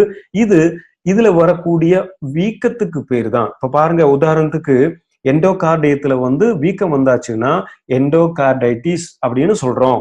அதே போல மயோகார்டியத்துல வீக்கம் வந்துருச்சுன்னா மயோகார்டைட்டிஸ்னு சொல்றோம். அடுத்தது பெரிகார்டியத்துல வீக்கம் வரும்போது பெரிகார்டைட்டிஸ் அப்படின்னு சொல்றோம். இந்த வீக்கம் ரொம்ப ரொம்ப பிரச்சனையானது. இந்த வீக்கம் வராம தடுக்க வேண்டியது ரொம்ப ரொம்ப முக்கியம். அந்த வீக்கத்தை குறைப்பதற்கு இன்னைக்கு ஆயுர்வேதத்துல நிறைய விதமான மூலிகைகள் இருக்கிறது. அடுத்ததா என்ன கொடுத்திருக்கு பாருங்க. நம்முடைய இதயம் டேமேஜ் ஆவதற்கு இப்ப நம்ம 5 காரணங்கள் பார்த்தோம் இல்லையா? நம்மளுடைய இதயம் பாதுகாப்பா இருக்கணும்னா இதுக்கு முன்னாடி பார்த்த 5 அம்சங்கள் ரொம்ப முக்கியம். இனி இந்த இதயம் எப்படி பாதிப்படைகிறது? இதயம் பாதிப்பு அடைவதற்கு என்னென்ன காரணங்களாக இருக்கிறது பார்ப்போமா? முதல் காரணம், எப்பவுமே பார்க்கிற காரணம் தான் என்னது? ஸ்ட்ரெஸ். இந்த ஸ்ட்ரெஸ் வரும்போது என்ன ஆகும்? இதய துடிப்பு அதிகமாகும். இயல்பு தானே? அந்த மாதிரி இதய துடிப்பு அதிகமாகும் போது என்ன நடக்கும்? இதயத்தினுடைய தசைகளுக்கு ஒர்க்கிங் லோடு ஆனது அதிகமாகும். அந்த மாதிரி வரும்போது என்ன நடக்கும்? இன்னொன்னு, இதய துடிப்பு அதிகமாகும் போது ரத்தம் பீச்சி அடிக்க ஆரம்பிக்கும். அந்த ரத்தம் பீச்சி அடிக்கும் போது என்ன நடக்கும்? இரத்த நாளங்களிலே ஆங்காங்கு படிந்திருக்கக்கூடிய கொழுப்பு கட்டிகளானது என்ன பண்ணும்? ரத்தம் பீச்சி அடிக்கும் போது, உதாரணத்துக்கு நம்ம தோட்டத்திலேயே ஒரு பைப்பை வச்சு தண்ணீர் நினைச்சிட்டு இருக்கோம் இல்லையா, செடிகள் எல்லாம். அந்த மாதிரி இருக்கக்கூடிய ஒரு பைப்பை வச்சு தண்ணீர் எல்லாம் நினைக்கிட்டு இருக்கும் போது அந்த பைப்பிலேயே சின்ன சின்ன பாசி எல்லாம் அடைப்புகள் வரும். அடைப்புகள் வரும்போது இன்னும் கொஞ்சம் பவர்ஃபுல்லான ஒரு மோட்டரை வச்சு அந்த பைப்பை ஃபிட் பண்ணோமானால் என்ன பண்ணும்? தண்ணி பீச்சு அடிச்சுட்டு வரும்போது அந்த பைப்புக்குள்ளே படிந்திருக்கக்கூடிய அந்த பாசி எல்லாம் வெளியே வர ஆரம்பிக்கும். பார்த்திருக்கோமா இல்லையா? அதே செயல்தான் நம்முடைய இதயத்துல ரத்த நாளங்கள்லயும் நடக்குதுங்க. நார்மலா அங்கங்கே படிந்திருக்கும் இந்த கொழுப்பு கட்டியானது. ஆனா இந்த பிரஷர் வரும்போது, ஸ்ட்ரெஸ் வரும்போது, பிபி வரும்போது என்ன நடக்கும்? ரத்தம் பீச்சி அடிக்க ஆரம்பிக்கும் போது அங்கங்கே ஒட்டி இருக்கக்கூடிய கொழுப்பு கட்டிகளானது அடர்ந்து நிச்சயமா நம்முடைய இதயத்துல அடைப்புகள் ஏற்படும். அப்படி இதயத்துல அடைப்புகள் ஏற்படுறதுக்கு பேர் தான் ஹார்ட் அட்டாக்னு நம்ம சொல்றோம். அதே இரத்த நாளங்கள் வழியாக மூளையில போய் பிரெயின்ல அதை அடைச்சிருச்சு, அல்லது வெசல்ஸ் டேமேஜ் ஆகி கிளாட்டிங் வந்துருச்சுன்னு சொன்னா அதை ஸ்ட்ரோக்குன்னு சொல்றோம். சோ இந்த ஸ்ட்ரெஸ் இப்படி இதயத்தை பாதிக்கக்கூடிய மிகப்பெரிய ஒரு பிரச்சனையாக இருக்கிறது. அடுத்து என்ன சொல்லுது? Life style. நம்ம முதல்ல பார்த்தோம், முக்கியமா லாக்டவுன் பீரியட்ல இன்னைக்கு ரெஸ்ட் எடுக்கக்கூடியவங்க கண்டிப்பா தொடர்ந்து சாப்பிட்டுக்கிட்டே, டிவி பார்த்துக்கிட்டே, தூங்கிக்கிட்டே இருந்தோமானால் நிச்சயமாக அவர் நோயாளி ஆவதற்கும், அவர் அந்த மாதிரி இந்த பாருங்க, இந்த போட்டோல கொடுத்திருக்கு பாருங்க, மது அருந்திக்கிட்டே டிவி பார்த்துக்கிட்டே வேலை எதுவும் பார்க்காமல் இருக்கிறாரு. அந்த மாதிரி இருக்கக்கூடியவங்களுக்கு முதல்ல பாதிக்கப்படக்கூடியது கல்லீரலும் இதயம்தான். அதனால நம்முடைய வாழ்க்கை தரத்துல வந்த மாற்றங்களும் இதுக்கு முக்கியமான காரணமாக இருக்கிறது. இன்னொன்னு டயட். டயட்னு என்ன? ஆயுர்வேதத்திலே சொல்லுவாங்க, ஆரோக்கியம் போஜனாதீனம். உன்னுடைய உடம்புக்குள்ள இருக்கக்கூடிய ஆரோக்கியம் எதை சார்ந்திருக்கு? நீ உண்ணக்கூடிய உணவை சார்ந்திருக்கு. நீ உண்ணுகிற உணவு தான் உன்னுடைய ஆரோக்கியத்தை முடிவு செய்கிறது. அப்பொழுது அதிகமா ஆயில் இருக்கக்கூடிய உணவுகள், அதே போல கொழுப்பு சத்து அதிகமா இருக்கக்கூடிய உணவுகள், அதே போல இந்த நான்வெஜ்ன்னு சொல்லக்கூடிய அளவுக்கு இருக்கக்கூடிய அதிகமான உணவுகள் எல்லாம் தினமும் உண்டு வந்தோமானால் நிச்சயமா நம்முடைய இரத்த நாளங்கள்ல அடைப்புகள் ஏற்படத்தானே செய்யும். அடுத்ததா லேக் ஆஃப் எக்ஸசைஸ். உடற்பயிற்சியே இல்லாமல் இருந்தோமானாலும் என்ன நடக்கும்? நான் முதல்லயே சொன்னோம், ஒரு நாளைக்கு 1500 3500 வரை கலரி எனர்ஜி தேவை. அதுக்கு மேலாக எனர்ஜி வரும்போது என்ன வேணும்? அதை நாம எரிக்கணும். அது எரிபொருள். அந்த எனர்ஜியானது எரிபொருள். அளவுக்கு அதிகமான எரிபொருள் வந்துருச்சுன்னு என்ன ஆகும்? டாங்கு நிரம்பி வழியும் இல்லையா? டாங்கு நிரம்பி வழியாம இருக்கிறதுக்கு அதிக தூரத்துக்கு நம்முடைய வாகனத்தை ஓட்டி போனோமானால் டாங்கு நிரம்பி வழியாது. அந்த வாகனத்தை ஓட்டாமல் ஒரே இடத்துல நிறுத்தி விட்டோமானால் நிச்சயமா அது நிரம்பி வழியும், அல்லது ஏதாவது பைப்புல போய் அடைப்பு ஏற்படும். நிச்சயமா அந்த வாகனம் பழுதடைந்து விடும். அதே போலதான் நம்ம மனித உடலிலையும் உடற்பயிற்சி இல்லாத போது இந்த மாதிரி அடைப்புகள் வருவதற்கு வாய்ப்புகள் அதிகம். இன்னொன்னு பாரம்பரியம். நம்முடைய தாத்தா அல்லது பாட்டி, நம்முடைய அப்பா அம்மா ஃபேமிலியில யாருக்காவது இந்த மாதிரி இதய நோய்கள் இருந்ததுன்னா அது நிச்சயமா அடுத்து வரக்கூடிய தலைமுறையினருக்கு வருவதற்கான வாய்ப்புகள் இருக்கிறது. இன்னொன்னு முதலில் நம்ம பார்த்த போல எக்ஸஸ் ஆஃப் ட்ரைகிளிசரைட்ஸ். அதாவது இந்த ட்ரைகிளிசரைட்ஸ் சொல்லக்கூடியது நம்முடைய இதயத்தை நேரடியாக பாதிக்கக்கூடிய ஒரு கொழுப்பு. அந்த கொழுப்பும் நிச்சயமா நம்முடைய இதயத்தை பாதிக்கிறது. இனி இதய பாதிப்பு வந்தவங்களுக்கு சில சிம்டம்ஸ் வரும். சில அறிகுறிகள் மூலமாக இதயம் பாதிச்சிருக்கா அப்படிங்கிறது நம்மளால பிடிக்க முடியும். அது என்ன அப்படிங்கிறது பார்ப்போம். முதல்ல இதய கோளாறு இருக்கக்கூடிய நபர்களுக்கு அடிக்கடி மூச்சு வாங்கிட்டே இருப்பாங்க. இவங்க ஸ்டெப் ஏறும்போது அல்லது கொஞ்சம் தூரம் நடந்தாலே அவங்களுக்கு என்ன ஆரம்பிக்கும்? மூச்சு வாங்க ஆரம்பிப்பாங்க. மூச்சு வாங்குறது அப்படிங்கிறது நிறைய நோய்களுக்கு ஒரு அறிகுறி. அது முக்கியமா இதய நோய்கள் இருக்கக்கூடியவங்களுக்கும் இந்த மூச்சு வாங்குறது அப்படிங்கிற பிரச்சனை வரும். இன்னொன்னு செஸ்ட் பெயின். நெஞ்சு வலி அடிக்கடி வரக்கூடியவங்களுக்கு இதயத்துல ஏதாவது கோளாறு இருக்கா அப்படிங்கிறது கண்டிப்பாகவே பார்க்கணுங்க. நெஞ்சு வலி, கேஸ் ட்ரபிள் வரும்போது நெஞ்சு வலி வரும், இன்னும் பல காரணங்களால நெஞ்சு வலி வரும். ஆனா இதய பாதிப்படையும் போது இந்த நெஞ்சு வலி வரக்கூடிய வாய்ப்புகள் இருக்கிறது. அதனால நெஞ்சு வலி வந்தது அப்படின்னால் நிச்சயமா நம்ம கவனமாக இருக்க வேணும். இன்னொன்னு என்னன்னா, இந்த காலங்காத்தால எந்திரிச்ச உடனே அதே போல அடிக்கடி இந்த வாமிட்டிங் பண்ணணும், வாந்தி எடுக்கணும் அப்படிங்கிற ஒரு டெண்டன்சி எப்பவும் உங்களுக்கு தோணிக்கிட்டே இருக்கு அப்படின்னு சொன்னா கண்டிப்பா இதயத்துல ஏதோ கோளாறு இருக்கிறதுக்கான ஒரு அறிகுறியாக அது இருக்கும். இன்னொன்னு ஆங்ஸைட்டி, எப்ப பார்த்தாலும் ஒரு பதட்டத்தோட டென்ஷனோட அந்த மாதிரி இருக்கக்கூடிய நிலைமை வந்தாலும் இதயத்துல பாதிப்பு இருக்கோ அப்படிங்கிறது சந்தேகப்பட வேண்டிய சூழ்நிலை இருக்கு. இன்னொன்னு திடீர்னு அவங்க வியர்க்க ஆரம்பிப்பாங்க. சில டைம்ல அளவுக்கு அதிகமா வேர்வை வரும்போதும் இதயத்துல கோளாறு இருக்கக்கூடிய நபர்களுக்கு தான் இந்த மாதிரி திடீர் அதிகமான அளவுல இந்த வியர்வை வரும். இன்னொன்னு அடிக்கடி தலை சுற்றுதல் வரும். இந்த மாதிரி தலை சுற்றுதல் வரும்போது நிச்சயமா இதயத்துல ஏதாவது கோளாறு இருக்கா அப்படிங்கிறது நிச்சயமா நம்ம செக் பண்ணணுங்க. எப்படி செக் பண்றது? இதயத்துல எனக்கு பிரச்சனை இருக்கா அப்படிங்கிறது சில லேப் டெஸ்ட் மூலமாக ஒரு சிறிய அளவுல நம்மளால கண்டுபிடிக்க முடியுங்க. அதுக்கு இருக்கக்கூடிய நிறைய டெஸ்ட்டுகள் இருக்கு. அது என்னன்னு பார்ப்போம்.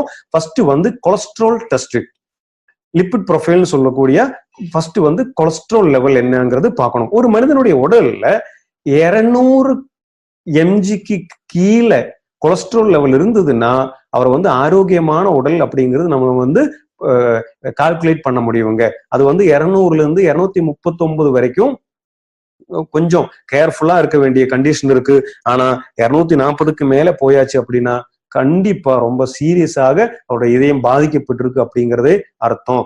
இன்னொன்னு ட்ரைகிளிசரைட்ஸ், நான் முதலே சொன்னேன், ட்ரைகிளிசரைட்ஸ் தான் கொழுப்பு இரத்த நாளங்கள்ல படிவதற்கு முக்கியமான காரணமாக இருக்கிறது.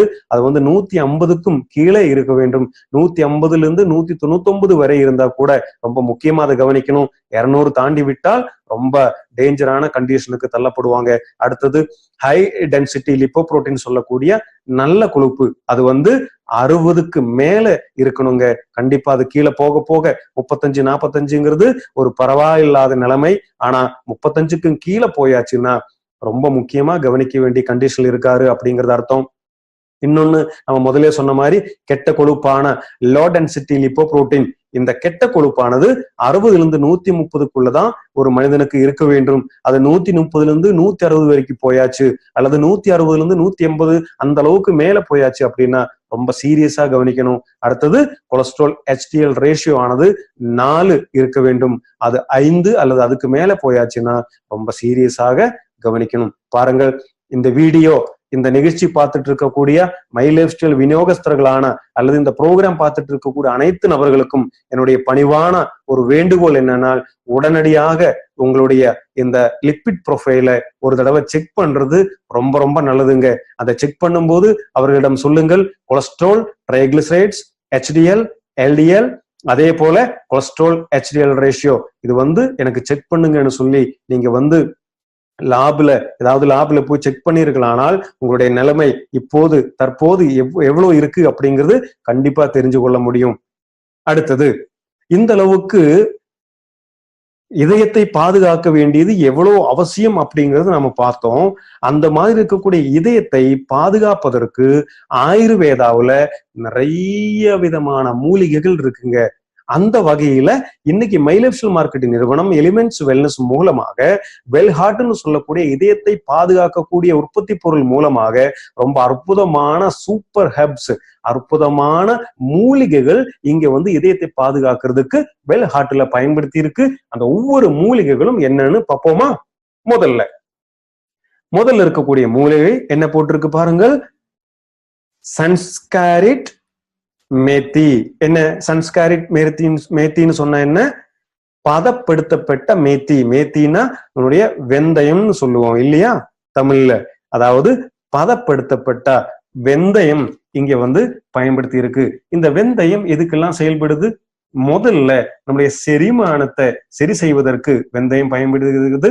இது ஒரு ஆன்டி ஆக்சிடென்டாக செயல்படுகிறது.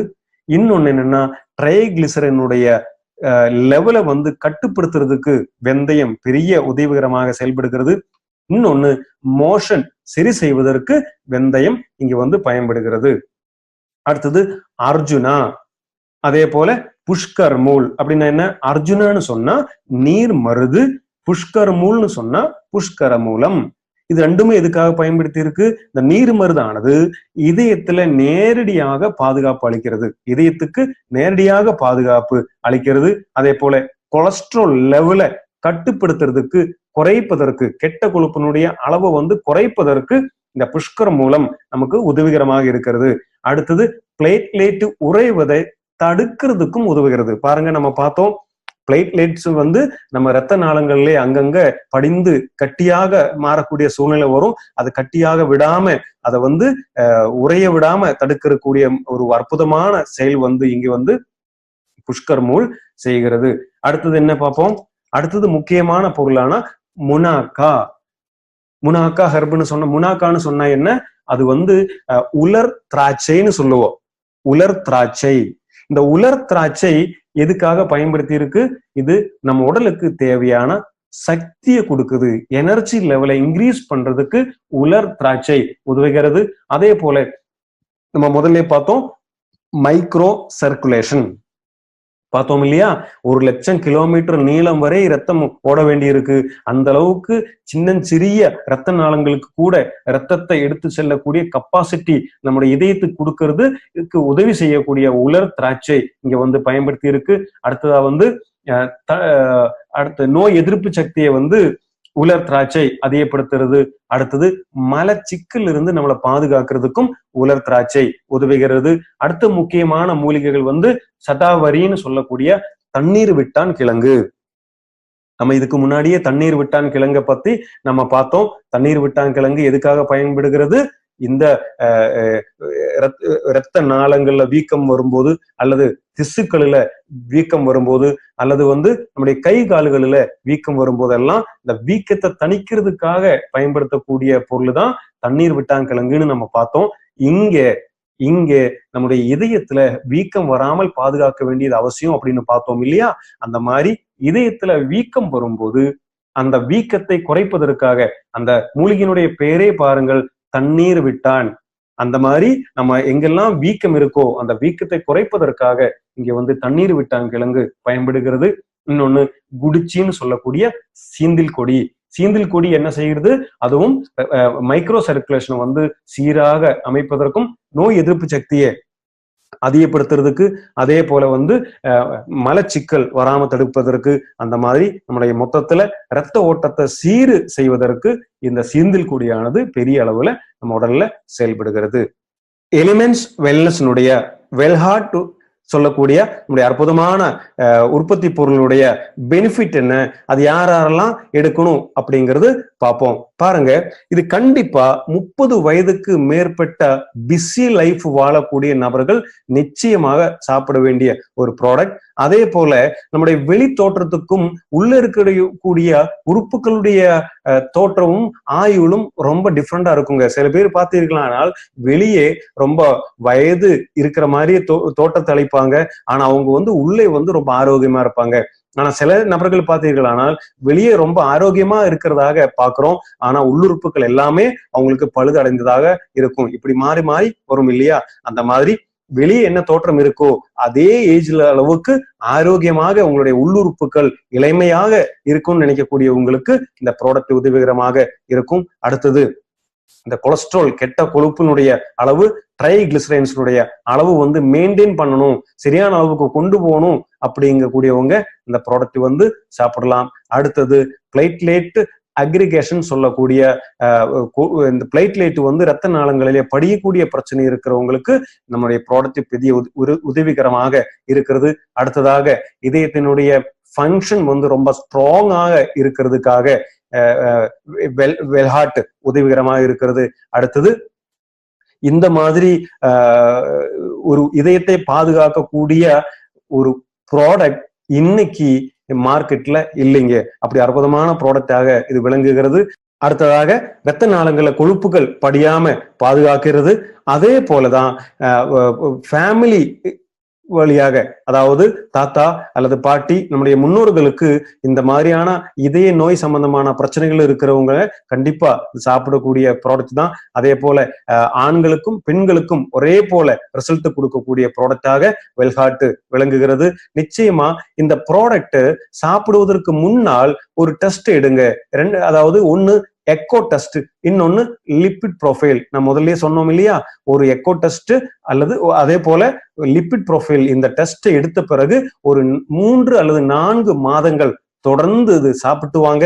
சாப்பிட்ட பிறகு 4 மாதங்களுக்கு அப்புறம் அல்லது ஒரு 12 வாரங்களுக்கு அப்புறம் திரும்ப அதே போல ஒரு எக்கோ டெஸ்ட், ஒரு லிபிட் ப்ரொஃபைல் டெஸ்ட் எடுங்க. அதுக்கப்புறம் அதுல இருக்கிற வித்தியாசத்தை நீங்களே உணருங்கள். அதுதான் இங்க சொல்றோம். எல்லாமே மை லைஃப் ஸ்டைல் மார்க்கெட்டிங்ல இருக்கக்கூடிய அத்தனை பொருளுமே ஆதாரபூர்வமாக விஞ்ஞான ரீதியாக நிரூபிக்கப்பட்ட பொருட்கள் தான் இங்க இருக்கிறது. அதனால இதெல்லாம் டெஸ்ட் பண்ணி பார்த்து உங்களாலேயே கண்கூடாக இதுல இருக்கிற வித்தியாசங்களை உங்களாலேயே உணர முடியும் அப்படிங்கிறதுதான் இங்க சொல்லப்படுகிறது. அடுத்ததாக, நிச்சயமா இது யாராரு சாப்பிடணும், கண்டிப்பாக இது யாராரு சாப்பிடணும்னு கேட்டீர்கள். ஆனால் 40 வயதுக்கு மேற்பட்ட நபர்கள் நிச்சயமா இத சாப்பிட்டே ஆகணுங்க. ஏன்? நாம என்ன சொன்னோம்? ஆயுர்வேதம் என்ன சொல்லுது? லாபானாம் சிரேஷ்டம் ஆரோக்கியம். அதாவது இந்த உலகிலேயே இருக்கிற லாபத்திலேயே பெரிய லாபம் ஆரோக்கியம்ங்கிறது தான் சொல்லுது இல்லையா? எத்தனை கோடி சம்பாதிச்சாலும் சரி, ஆரோக்கியமான ஒரு உடல் இல்லை அப்படின்னால் அந்த காசுக்கு என்ன மதிப்பு இருக்கிறது இல்லையா? அதனால லாபத்திலேயே மிகச்சிறந்த லாபம் ஆரோக்கியமான உடல் அப்படிங்கிறது தான் ஆரோக்கியம் சொல்லுது. அதனால நம்ம 40 வயதுக்கு மேற்பட்ட நபர்கள் நிச்சயமா வெல்ஹார்ட் எடுக்க வேண்டியது அவசியங்க. அடுத்தது, நம்முடைய ஃபேமிலியில யாருக்காவது இதய சம்பந்தமான பிரச்சனைகள் இருக்கக்கூடியவங்க 25 வயதுல இருந்து இந்த ப்ராடக்டை எடுக்க ஆரம்பிக்கலாம். நிச்சயமா 30 வயதுக்கு மேற்பட்ட நபர்கள் கண்டிப்பாக சாப்பிடணும்.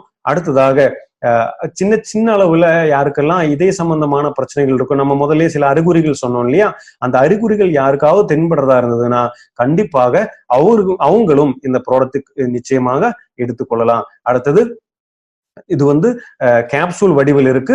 காலையில ஒரு கேப்சூல் சாப்பிட்ட பிறகு, இரவு சாப்பிட்ட பிறகு ஒரு கேப்சூல் அப்படிங்கிறது எடுத்துக்கொள்ளலாம். இது இந்த ப்ராடக்ட் எடுக்கிறதுக்கு ரொம்ப லேட் பண்ணாதீங்க. அதே போல சின்னஞ்சிறு வயசுலயும் இந்த ப்ராடக்ட் சாப்பிட வேண்டியதில்லை. இதுக்கு எவ்வளவு வாய்ப்புகள் இருக்கு, நீங்க விநியோகஸ்தர்களாக இருக்கும் பட்சத்துல இதுக்கு எவ்வளவு வாய்ப்புகள் இருக்கும் அப்படின்னு பார்த்தீங்கன்னா, ஆனால் கிட்டத்தட்ட 2 கோடிக்கு மேற்பட்ட நபர்கள் இதய நோயால் பாதிக்கப்பட்டு உலகில இறந்து விடுகிறார்கள் ஒரு வருடத்துல. அவங்களெல்லாம் அந்த அளவுக்கு பெரிய பாதிப்பு இல்லாமல் பாதுகாக்கிறதுக்கு நம்முடைய பொருள் உதவிகரமாக இருக்குது. அப்படி என்றால் அத்தனை நபர்களுக்கு இந்த பொருளை பத்தி நம்ம எடுத்து சொல்வதில் தப்பே இல்லை இல்லையா? அதனால 5000 கோடிக்கு மேற்பட்ட டேர்ன் ஓவர் வாய்ப்பு இருக்கக்கூடிய ஒரு துறையில தான் இந்த வெல்ஹார்ட் ப்ராடக்ட் நம்ம கையில வந்திருக்கு. அது சரியாக எல்லாருமே பயன்படுத்துங்கள். அடுத்ததாக, இந்த வெல்ஹார்ட் ப்ராடக்டை பயன்படுத்தும் போது கவனிக்க வேண்டிய விஷயங்கள், முக்கியமா நீங்க கவனத்துல கொள்ள வேண்டிய விஷயங்கள் என்னன்னு பார்ப்போம். முதல்ல, இது ஹார்ட் அட்டாக் தடுக்கும், ஹார்ட் அட்டாக் வராம உங்களை பாதுகாக்கும் அப்படி என்று தவறான தகவல் சொல்லி யாருக்கும் இந்த ப்ராடக்டை அளிக்காதீர்கள். அடுத்ததாக, நிறைய கொழுப்பெல்லாம் ரத்த நாளங்கள்ல படிந்த பிறகு டாக்டர் சொல்லி இருப்பாங்க, உடனடியாக உங்களுக்கு ஆபரேஷன் பண்ணணும், உடனடியாக இதய மாற்று அறுவை சிகிச்சையோ அல்லது இதயத்துல பைபாஸ் சர்ஜரியோ பண்ணணும் அப்படின்னு சொன்னவங்களை, அந்த மாதிரி சர்ஜரி எல்லாம் பண்ணாத, இந்த பொருள் சாப்பிட்டோமானால் சர்ஜரி செய்வதற்கு சமம் அப்படின்னு தயவு செய்து சொல்லாதீர்கள். இது சர்ஜரி செய்வதற்கு சமமான பொருள் கிடையாது. அடுத்தது, ஆஸ்பிரின் போன்ற இந்த ரத்தத்தை தின் பண்ணக்கூடிய கொழுப்பு படியாம இருக்கிறதுக்கு டாக்டர் பிரிஸ்கிரிப்ஷன் பண்ணி டாக்டருடைய அறிவுரையின் பேரில் இந்த ஆஸ்பிரின் போன்ற மாத்திரைகள் சாப்பிடக்கூடிய நபர்களை அதையெல்லாம் நிறுத்தி விட்டு இது மட்டும் சாப்பிட்டா போதுமானது அப்படின்னு தவறாக நீங்க சொல்லவே கூடாது. அதே போல நான் முதலே சொன்னோம், இந்த மாதிரி சர்ஜரி முடிச்ச நபர்களா இருக்கும் பட்சத்துல இந்த இதயத்தை பாதுகாக்கக்கூடிய ஏதாவது மருந்து மாத்திரைகள் சாப்பிடக்கூடிய நபர்களா இருக்கும் பட்சத்துல உங்களுடைய டாக்டருடைய பரிந்துரைப்படியே நீங்க இதை சாப்பிட்டு கொள்ளலாம். அடுத்தபடியாக, உங்களுக்கு இதய சம்பந்தமாக என்ன பிரச்சனைகள் இருந்தாலும் அதோட சேர்த்து நீங்க என்ன அதுக்காக சாப்பிடுகிறீர்களோ அதோட சேர்த்து சப்போர்ட்டிவாக இந்த ப்ராடக்டை நீங்க எடுத்துக்கொள்ளலாம். இந்த மாதிரி அருமையாக நம்முடைய இதயத்தை மொத்தத்துல சொல்லுவோமானால் நம்ம இதயத்தை பாதுகாப்பாக வைக்க வேண்டும் என்று யாரெல்லாம் விரும்புகிறார்களோ அவர்கள் எல்லாமே கண்டிப்பாக எடுத்துக்கொள்ள வேண்டிய ஒரு அற்புதமான பொருள் தான் எலிமெண்ட்ஸ் வெல்னஸ்னுடைய வெல் ஹார்ட்னு சொல்லக்கூடிய நம்முடைய ப்ராடக்ட். இது இல் ஹார்ட்டிலிருந்து, அதாவது நோய்வாய்ப்பட்ட ஹார்ட்டிலிருந்து, பழுதடைஞ்ச ஹார்ட்டிலிருந்து உயிர்ப்பித்த சுறுசுறுப்பான ஒரு இதயத்துக்கு வழி எங்க இருக்கு அப்படின்னு கேட்டீர்களானால் அது வெல் ஹார்ட்டுக்குள்ளே இருக்கு. அனைவருமே இது தினமும் சாப்பிட்டு வாருங்கள். இந்த மாதிரி வெல் ஹார்ட்ல பயன்படுத்தி இருக்கக்கூடியது நான் முதல்ல சொன்னோம், இது கேப்சூல் வடிவில் தான் இருக்கு. இந்த கேப்சூல் ஆனது சுத்த வெஜிடேரியன் கேப்சூலுங்க. பாருங்கள், நம்ம அன்றாடம் கேப்சூல் மாத்திரை ஏதாவது மருந்து சாப்பிடும் போது கேப்சூல் சாப்பிடுவோம் இல்லையா? சாதாரணமா இருக்கக்கூடிய கேப்சூல் ஷெல் ஆனது நான்வெஜ்ஜால தாங்க தயாரிக்கப்படுது. எத்தனை பேருக்கு தெரியும்? ஆனால் இங்கே மை லைஃப் ஸ்டைல் மார்க்கெட்டிங் நிறுவனத்தில் இருக்கக்கூடிய பொருட்கள்ல கேப்சூல் ஷெல் ஆனது 100% கோல்டன் வெஜ் கேப்சூலுங்க. இது வெஜிடேரியன் கேப்சூலாக தயாரிக்கப்படுகிறது. அதனால என்ன நடக்கும் பாருங்கள், நான் ஒரு சுத்த வெஜிடேரியன் நான் சொல்லும் போது இந்த சாதாரணமா இருக்கக்கூடிய கேப்சூலை சாப்பிட்டாலே அது மிருக கொழுப்பிலிருந்து தயாரிக்கப்படுகிறதுங்கும் போது நான் எப்படி வெஜிடேரியனாக இருக்க முடியும் இல்லையா? ஆனால் மை லைஃப் ஸ்டைல் மார்க்கெட் நிறுவனம் தன்னுடைய விநியோகஸ்தர்களுக்கு சுத்தமான பொருட்களை மட்டும் கொடுக்கணும் அப்படிங்கிறதுல ரொம்ப கவனமா இருக்கிறதுனாலதான் கேப்சூல் ஷெல்லுல கூட வெஜிடேரியனா இருக்கணுங்கிறதுல கவனம் செலுத்தி இருக்கு. இது பார்த்தீர்களானால் நான்வெஜ்ல தயாரிக்கப்படக்கூடிய கேப்சூல் ஷெல்லை விட 6 மடங்கு செலவு அதிகமானது. இருந்தால் கூட சுத்தமாக இருக்கணுங்கிறதுக்காக தான் இந்த ஷெல்லை இங்க பயன்படுத்தி இருக்கு. இப்படி நேரடி வர்த்தக துறையில ஒரு நிறுவனம் தன்னுடைய எல்லா பொருட்களுக்கும் கேப்சூல் ஷெல் 100% வெஜிடேரியன் கேப்சூல் ஷெல்ல பயன்படுத்தினதே இல்லை. முதல்ல பயன்படுத்தி இருக்கிறது நம்முடைய நிறுவனமான மை லைஃப் ஸ்டைல் மார்க்கெட்டிங் நிறுவனம் மட்டும்தான். அந்த வகையில நாம் அனைவருமே பெருமைப்படுவோம். நாம இங்க இருக்கக்கூடிய நிறுவனம் ரொம்ப சிறப்பான நிறுவனத்துலதான் இருக்கும் அப்படிங்கிறது. அதே போல இந்த பொருளினுடைய முக்கியத்துவம் என்ன, சிறப்பு என்ன அப்படின்னு பாத்தீர்களானா, இதுல இருக்கக்கூடிய மூலிகைகளுடைய கூட்டு. நான் முதல்ல சொன்னேன், ஆயுர்வேதம் எல்லாமே ஒண்ணுதான். ஆயுர்வேதம் அப்படிங்கிறது காமன் தான்.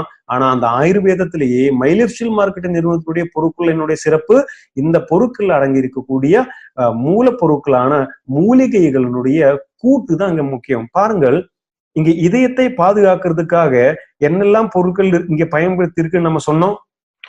நிறைய பொருட்களை பத்தி நம்ம இங்க பேசணும் இல்லையா? அதாவது உலர் தாய்ச்சை பயன்படுத்தி இருக்கு, தண்ணீர் விட்டான்கிழங்கு பயன்படுத்தி இருக்கு, சீந்தில் கொடி பயன்படுத்தி இருக்கு, அதே போல நீர் மருது பயன்படுத்தி இருக்கு, புஷ்கர மூலம் பயன்படுத்தி இருக்கு. இந்த மாதிரி நிறைய மூலிகைகள் பயன்படுத்தி இருக்குன்னு சொன்னோம். பாருங்கள், இங்க பயன்படுத்தி இருக்கிற முக்கியமான ஒரு பொருளை பத்தி நம்ம பார்த்தோம். அது பதப்படுத்தப்பட்ட வெந்தயம். பாருங்க, இந்த வெந்தயம் முக்கியமா டைஜஷன் பவர் அதிகப்படுத்தி இந்த மலச்சிக்கலை குறைக்கிறதுக்கு பயன்படுகிறது. பாருங்கள், அப்படி இதயத்தை பாதுகாக்கணுங்கிறதுக்காகவே இந்த இதய நோய் இருக்கக்கூடிய நபர்களுக்கு மலச்சிக்கல் அடிக்கடி வருவதற்கான வாய்ப்புகள் அதிகம். நீங்க கேள்விப்பட்டிருப்பீர்கள், இந்த இதய நோய் மாரடைப்பு இருக்கக்கூடிய நபர்கள் விடிய காலையில் தான் அதிகமான வாய்ப்புகள் இருக்கிறது மாரடைப்பு வருவதற்கு. என்ன காரணம்? அவங்க இந்த மலச்சிக்கல் இருக்கும்போது அவங்க பிரஷர் அதிகமாக, நிச்சயமா அந்த நேரங்கள்ல தான் மாரடைப்பு வருவதற்கு வாய்ப்புகள் அதிகம். அந்த நேரத்துல மலச்சிக்கல் வராம தடுப்பதற்காக தான் இந்த 2 முக்கியமான மூலிகைகள் இங்க சேர்த்திருக்காங்க. பாருங்கள், அந்த மாதிரி எல்லா விதமாக எல்லா இடங்களிலையும் அந்த அளவுக்கு சிந்தித்துதான் மை லைஃப் ஸ்டைல் மார்க்கெட்டிங் நிறுவனத்தில் இருக்கக்கூடிய ஒவ்வொரு பொருட்கள்லையும் மூலிகைகள் இங்க சேர்த்திருக்கு. அந்த மாதிரி ஸ்பெஷல் மூலிகை ஒவ்வொரு தருணத்திலையும் உச்சந்தலையிலிருந்து உள்ளங்கால் வரை ஒரு மனிதனை பாதுகாக்கணுங்கிறதுக்காக பயன்படுத்தி இருக்கக்கூடிய மூலிகைகள் இருக்கக்கூடிய இன்னொரு பொருள் இன்னைக்கு மார்க்கெட்ல நமக்கு காம்படிஷன்ல நிச்சயமாக இல்லை. அடுத்ததாக நமது பொருட்களுடைய சிறப்புகள் என்ன? நம்முடைய அனைத்து பொருட்களுமே சர்டிஃபைடு ப்ராடக்ட். அது மட்டும் இல்ல, இன்னைக்கு இந்திய அரசாங்கத்தினுடைய ஆயுஷ் டிபார்ட்மெண்ட்னு சொல்லக்கூடிய ஆயுர்வேதா, யோகா அண்ட் நேச்சுரோபதி, யுனானி, சித்தா, ஹோமியோபதினு சொல்லக்கூடிய பாரம்பரிய வைத்தியங்களை கண்ட்ரோல் பண்ணக்கூடிய ஒரு அமைப்பு இருக்குங்க. அதுக்கு ஒரு மினிஸ்ட்ரி இருக்கு. அதுக்கு பேரு தான் ministry of Ayush, government of India. அந்த இந்திய அரசாங்கத்தினுடைய Ayush ministry Ayurveda, yoga, Unani, Siddha, homeopathy மற்றும் நேச்சுரோபதி பொருட்களுக்கு சான்றிதழ் கொடுத்துட்டு இருக்காங்க, மார்க் கொடுத்துட்டு இருக்காங்க. அது முக்கியமா 2 விதமான மார்க் கொடுத்துட்டு இருக்காங்க. ஒண்ணு ஆயுஷ் ஸ்டாண்டர்டு மார்க், இன்னொன்னு ஆயுஷ் பிரீமியம் மார்க். என்ன இந்த ஆயுஷ் ஸ்டாண்டர்ட் அண்ட் பிரீமியம்? அதாவது ஆயுஷ் ஸ்டாண்டர்டு மார்க் என்றால் இந்த பொருள் ஆயுர்வேத பொருள், இந்த பொருள் யுனானி பொருள் அப்படின்னு தெரிவிக்கிறதுக்கான ஒரு சாதாரண மார்க் தான் ஆயுஷ் ஸ்டாண்டர்டு மார்க். ஆனால் ஆயுஷ் பிரீமியம் மார்க்னு ஒரு மார்க் தர்றாங்க. அந்த மார்க் எதுக்குன்னா அது ஹை குவாலிட்டி ப்ராடக்ட், அதே போல எக்ஸ்போர்ட் குவாலிட்டி ப்ராடக்ட்டுக்கு மட்டும் கொடுக்கக்கூடிய சான்றிதழ் தான், மார்க் தான் ஆயுஷ் பிரீமியம் மார்க். இங்க மாறுதட்டி சொல்லுவோம், கம்பீரமாக சொல்லுவோம், இன்னைக்கு இந்தியாவிலேயே அதிகமான ஆயுஷ் பிரீமியம் மார்க் கொண்ட பொருட்களை மார்க்கெட் பண்ணிட்டு இருக்கக்கூடிய ஒரு நம்பர் 1 நிறுவனம் தான் மை லைஃப் ஸ்டைல் மார்க்கெட்டிங் நிறுவனம். நம்முடைய வெல்ஹார்ட் ப்ராடக்ட்டுக்கும் நிச்சயமாக ஆயுஷ் பிரீமியம் மார்க் இருக்கு. இன்னைக்கு எல்லா ஊடகங்களும், எல்லா பத்திரிகைகளும், எல்லா அரசாங்கமும், நம்முடைய பிரதம மந்திரி முதல்ல அனைத்து நபர்களும் என்ன சொல்றாங்க? ஆயுஷ் ப்ராடக்டை சாப்பிடுங்க, ஆயுஷ் பிரீமியம் ப்ராடக்டை சாப்பிட்டா இன்னும் சிறந்தது அப்படின்னு சொல்லுது இல்லையா? இங்க பாருங்கள், தி டைம்ஸ் ஆஃப் இந்தியாவில் வந்த நியூஸை நீங்க பாக்குறீங்க. ஆயுஷ் பொருட்களை நம்பி வாங்குங்கள். அதுவும் பார்த்தீர்களானால் ஆயுஷ் பிரீமியம் மார்க் ரொம்ப பாதுகாப்பானதுன்னு சொல்லுது. நம்முடைய பொருட்கள் எல்லாமே ஆயுஷ் பிரீமியம் மார்க் இருக்கு அப்படிங்கிறது ரொம்ப சந்தோஷமா இங்க சொல்லப்படுகிறது. அடுத்ததாக இப்ப என்னெல்லாம் நம்ம பார்த்தோம் பாருங்கள். தொடர்ந்து 9 நாட்கள் நம்ம தினமும் சந்தித்து கொண்டே இருக்கிறோம். முதல் நாள் 95 பிரீமியம் ஹெல்த் ட்ரிங்க் பார்த்தோம். அடுத்தது இம்யூனோ 3+ பார்த்தோம், ஸ்பைருலினா கோல்ட பார்த்தோம், டயபா லைஃப் பார்த்தோம், ஆயுஷ் சுவாஸ் பார்த்தோம், 5 ஸ்ட்ரெஸ் பார்த்தோம், டெய்லி டீடாக்ஸ் பார்த்தோம், மல்டி காட் பிளட் பியூரிஃபையரை பார்த்தோம், நேற்று கவஜ் பிராஷ பார்த்தோம், இன்றைக்கு வெல்ஹார்ட்டையும் பார்த்தோம் இல்லையா? இன்னும் நிறைய பொருட்கள் இருக்கு. நாளைக்கு நம்ம பார்க்க போறது புரோட்டீன் பவுடர். ஒரு மனிதனுடைய உடலுக்கு புரதச்சத்து எவ்வளவு முக்கியம் அப்படிங்கிறது தெரியறதுக்காக புரோட்டீன் பவுடர் இருக்கு, அதை பத்தி பார்க்க போறோம். அடுத்ததாக நம்முடைய சிறுநீரகங்களை பாதுகாக்கக்கூடிய யூரிஃப்ளஷ் 3+ லிக்விட் அண்ட் டேப்லெட்டை பத்தியும் நாளையிலிருந்து அடுத்தடுத்த நாட்கள்ல நம்ம பார்க்க போறோம். இந்த மாதிரி அற்புதமான பொருட்கள் இருக்கக்கூடிய நிறுவனம் தான் மை லைஃப் ஸ்டைல் மார்க்கெட்டிங் நிறுவனம். அந்த மாதிரி இருக்கக்கூடிய நிறுவனத்துல இருக்கக்கூடிய விநியோகஸ்தர்களான நாம் இந்த பொருட்களை எடுத்து செல்லும் போது பல நபர்களுக்கு இதை கொடுக்கும் போதுதான் நமக்கும் பலன், அந்த மாதிரி பயன்படுத்தக்கூடிய நபருக்கும் பலன் இல்லையா? அந்த மாதிரி சில நபர்களுக்கு இந்த பொருளை கொடுக்கும் போது யார் யாருக்கு கொடுக்கணும் அப்படிங்கிறது ரொம்ப முக்கியம். பாருங்கள், இன்னைக்கு சமுதாயத்துல 3 விதமான கஸ்டமர்ஸ் இருக்காங்க, 3 விதமான வாடிக்கையாளர்கள் இருக்காங்க. அது ஏ, பி மற்றும் சி ஆகும். ஏன்னா என்ன? ஏன்னு சொன்னா ஹாப்பி பீப்புள், அதாவது ஆரோக்கியமா வாழக்கூடிய நபர்கள். அவங்க நல்ல ஆரோக்கியத்துடன் சந்தோஷமான வாழ்க்கையை வாழ்ந்துட்டு இருப்பாங்க. அந்த மாதிரி கேட்டகரி தான் ஏ. அடுத்தது பி. பி கேட்டகரின்னு சொன்னா அவங்களுக்கு சின்ன சின்ன நோய்கள் எல்லாம் அப்பப்ப வரும், ஆனா அப்பப்ப சரியாகும். மருந்து மாத்திரை எல்லாம் சாப்பிடுவாங்க, குணமாகும். மறுபடியும் வேலைக்கு போவாங்க, அவங்களுடைய வேலையெல்லாம் பார்ப்பாங்க.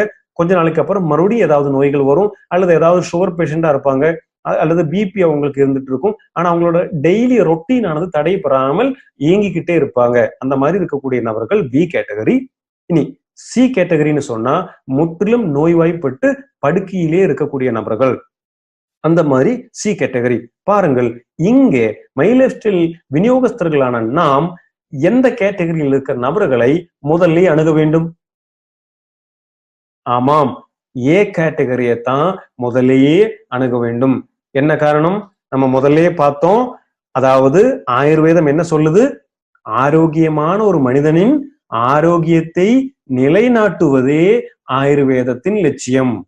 அல்லாது நோய்வாய்ப்பட்டு படுத்து கிடக்கக்கூடிய ஒருத்தரை உடனடியாக ஆரோக்கியமான மனிதனாக கொண்டு வரக்கூடியது ஆயுர்வேதம் சொல்லவில்லை. அதுக்கு 2வது இடத்துலதான் முக்கியத்துவம் கொடுத்திருக்கு ஆயுர்வேதம்.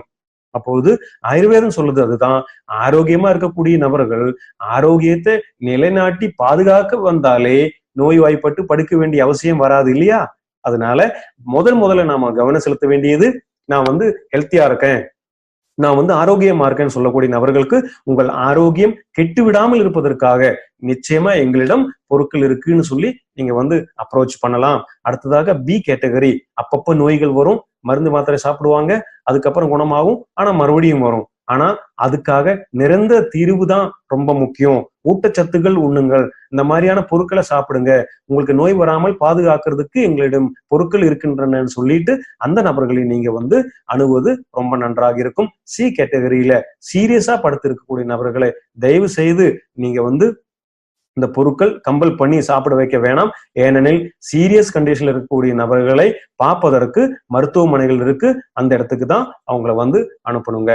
அந்த மாதிரி இங்க ப்ராடக்ட் எந்த இடத்துல கிடைக்கும், யாருக்கிட்ட கிடைக்கும்னு கேட்டீங்கன்னா, மை லைஃப் ஸ்டைல் மார்க்கெட்டிங் நிறுவனத்துல இருக்கக்கூடிய விநியோகஸ்தர்கள் கையில இருந்து மட்டும்தான் இந்த பொருட்களை நீங்க வந்து வாங்கணும். அங்கிருந்து மட்டும்தான் அந்த பொருட்களை கிடைக்கும்.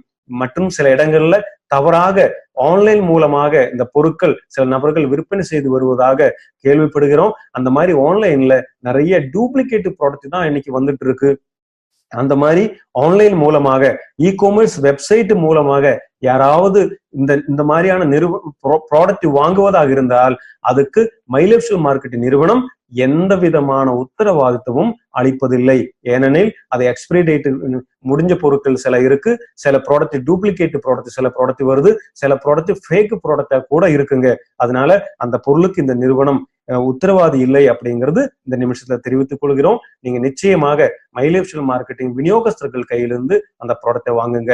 மேலும் விவரங்கள் தெரிவதற்காக www.indiashopee.com அப்படிங்கிற வெப்சைட்ல போனீர்களானால் உங்க ஊர்ல எந்த இடத்துல பிக்கப் சென்டர்னு சொல்லக்கூடிய பொருள் கிடைக்கக்கூடிய இடங்கள் இருக்கு, இந்தியா ஷாப்பிக்கு எந்த இடத்துல எல்லாம் ஷாப் இருக்கு அப்படிங்கிற மேலும் விவரங்களும் இந்த பொருளை பத்தியான இன்னும் அதிக விவரங்களும் நீங்க நேரடியாக தெரிந்து கொள்ளலாம். இன்றைக்கு வெல்ஹார்ட்னு சொல்லக்கூடிய இதயத்தை பாதுகாக்கக்கூடிய அற்புதமான பொருளை பத்தி பார்த்தோம். நாளைக்கு ரொம்ப பவர்ஃபுல்லான ஒரு ப்ராடக்ட் எலிமெண்ட்ஸ் வெல்னஸ்னுடைய புரோட்டீன் பவுடரை பத்தி பார்ப்போம். அது வரைக்கும் உங்களிடம் இருந்து தற்காலிகமா விடை பெறுகிறேன். நன்றி, வணக்கம்.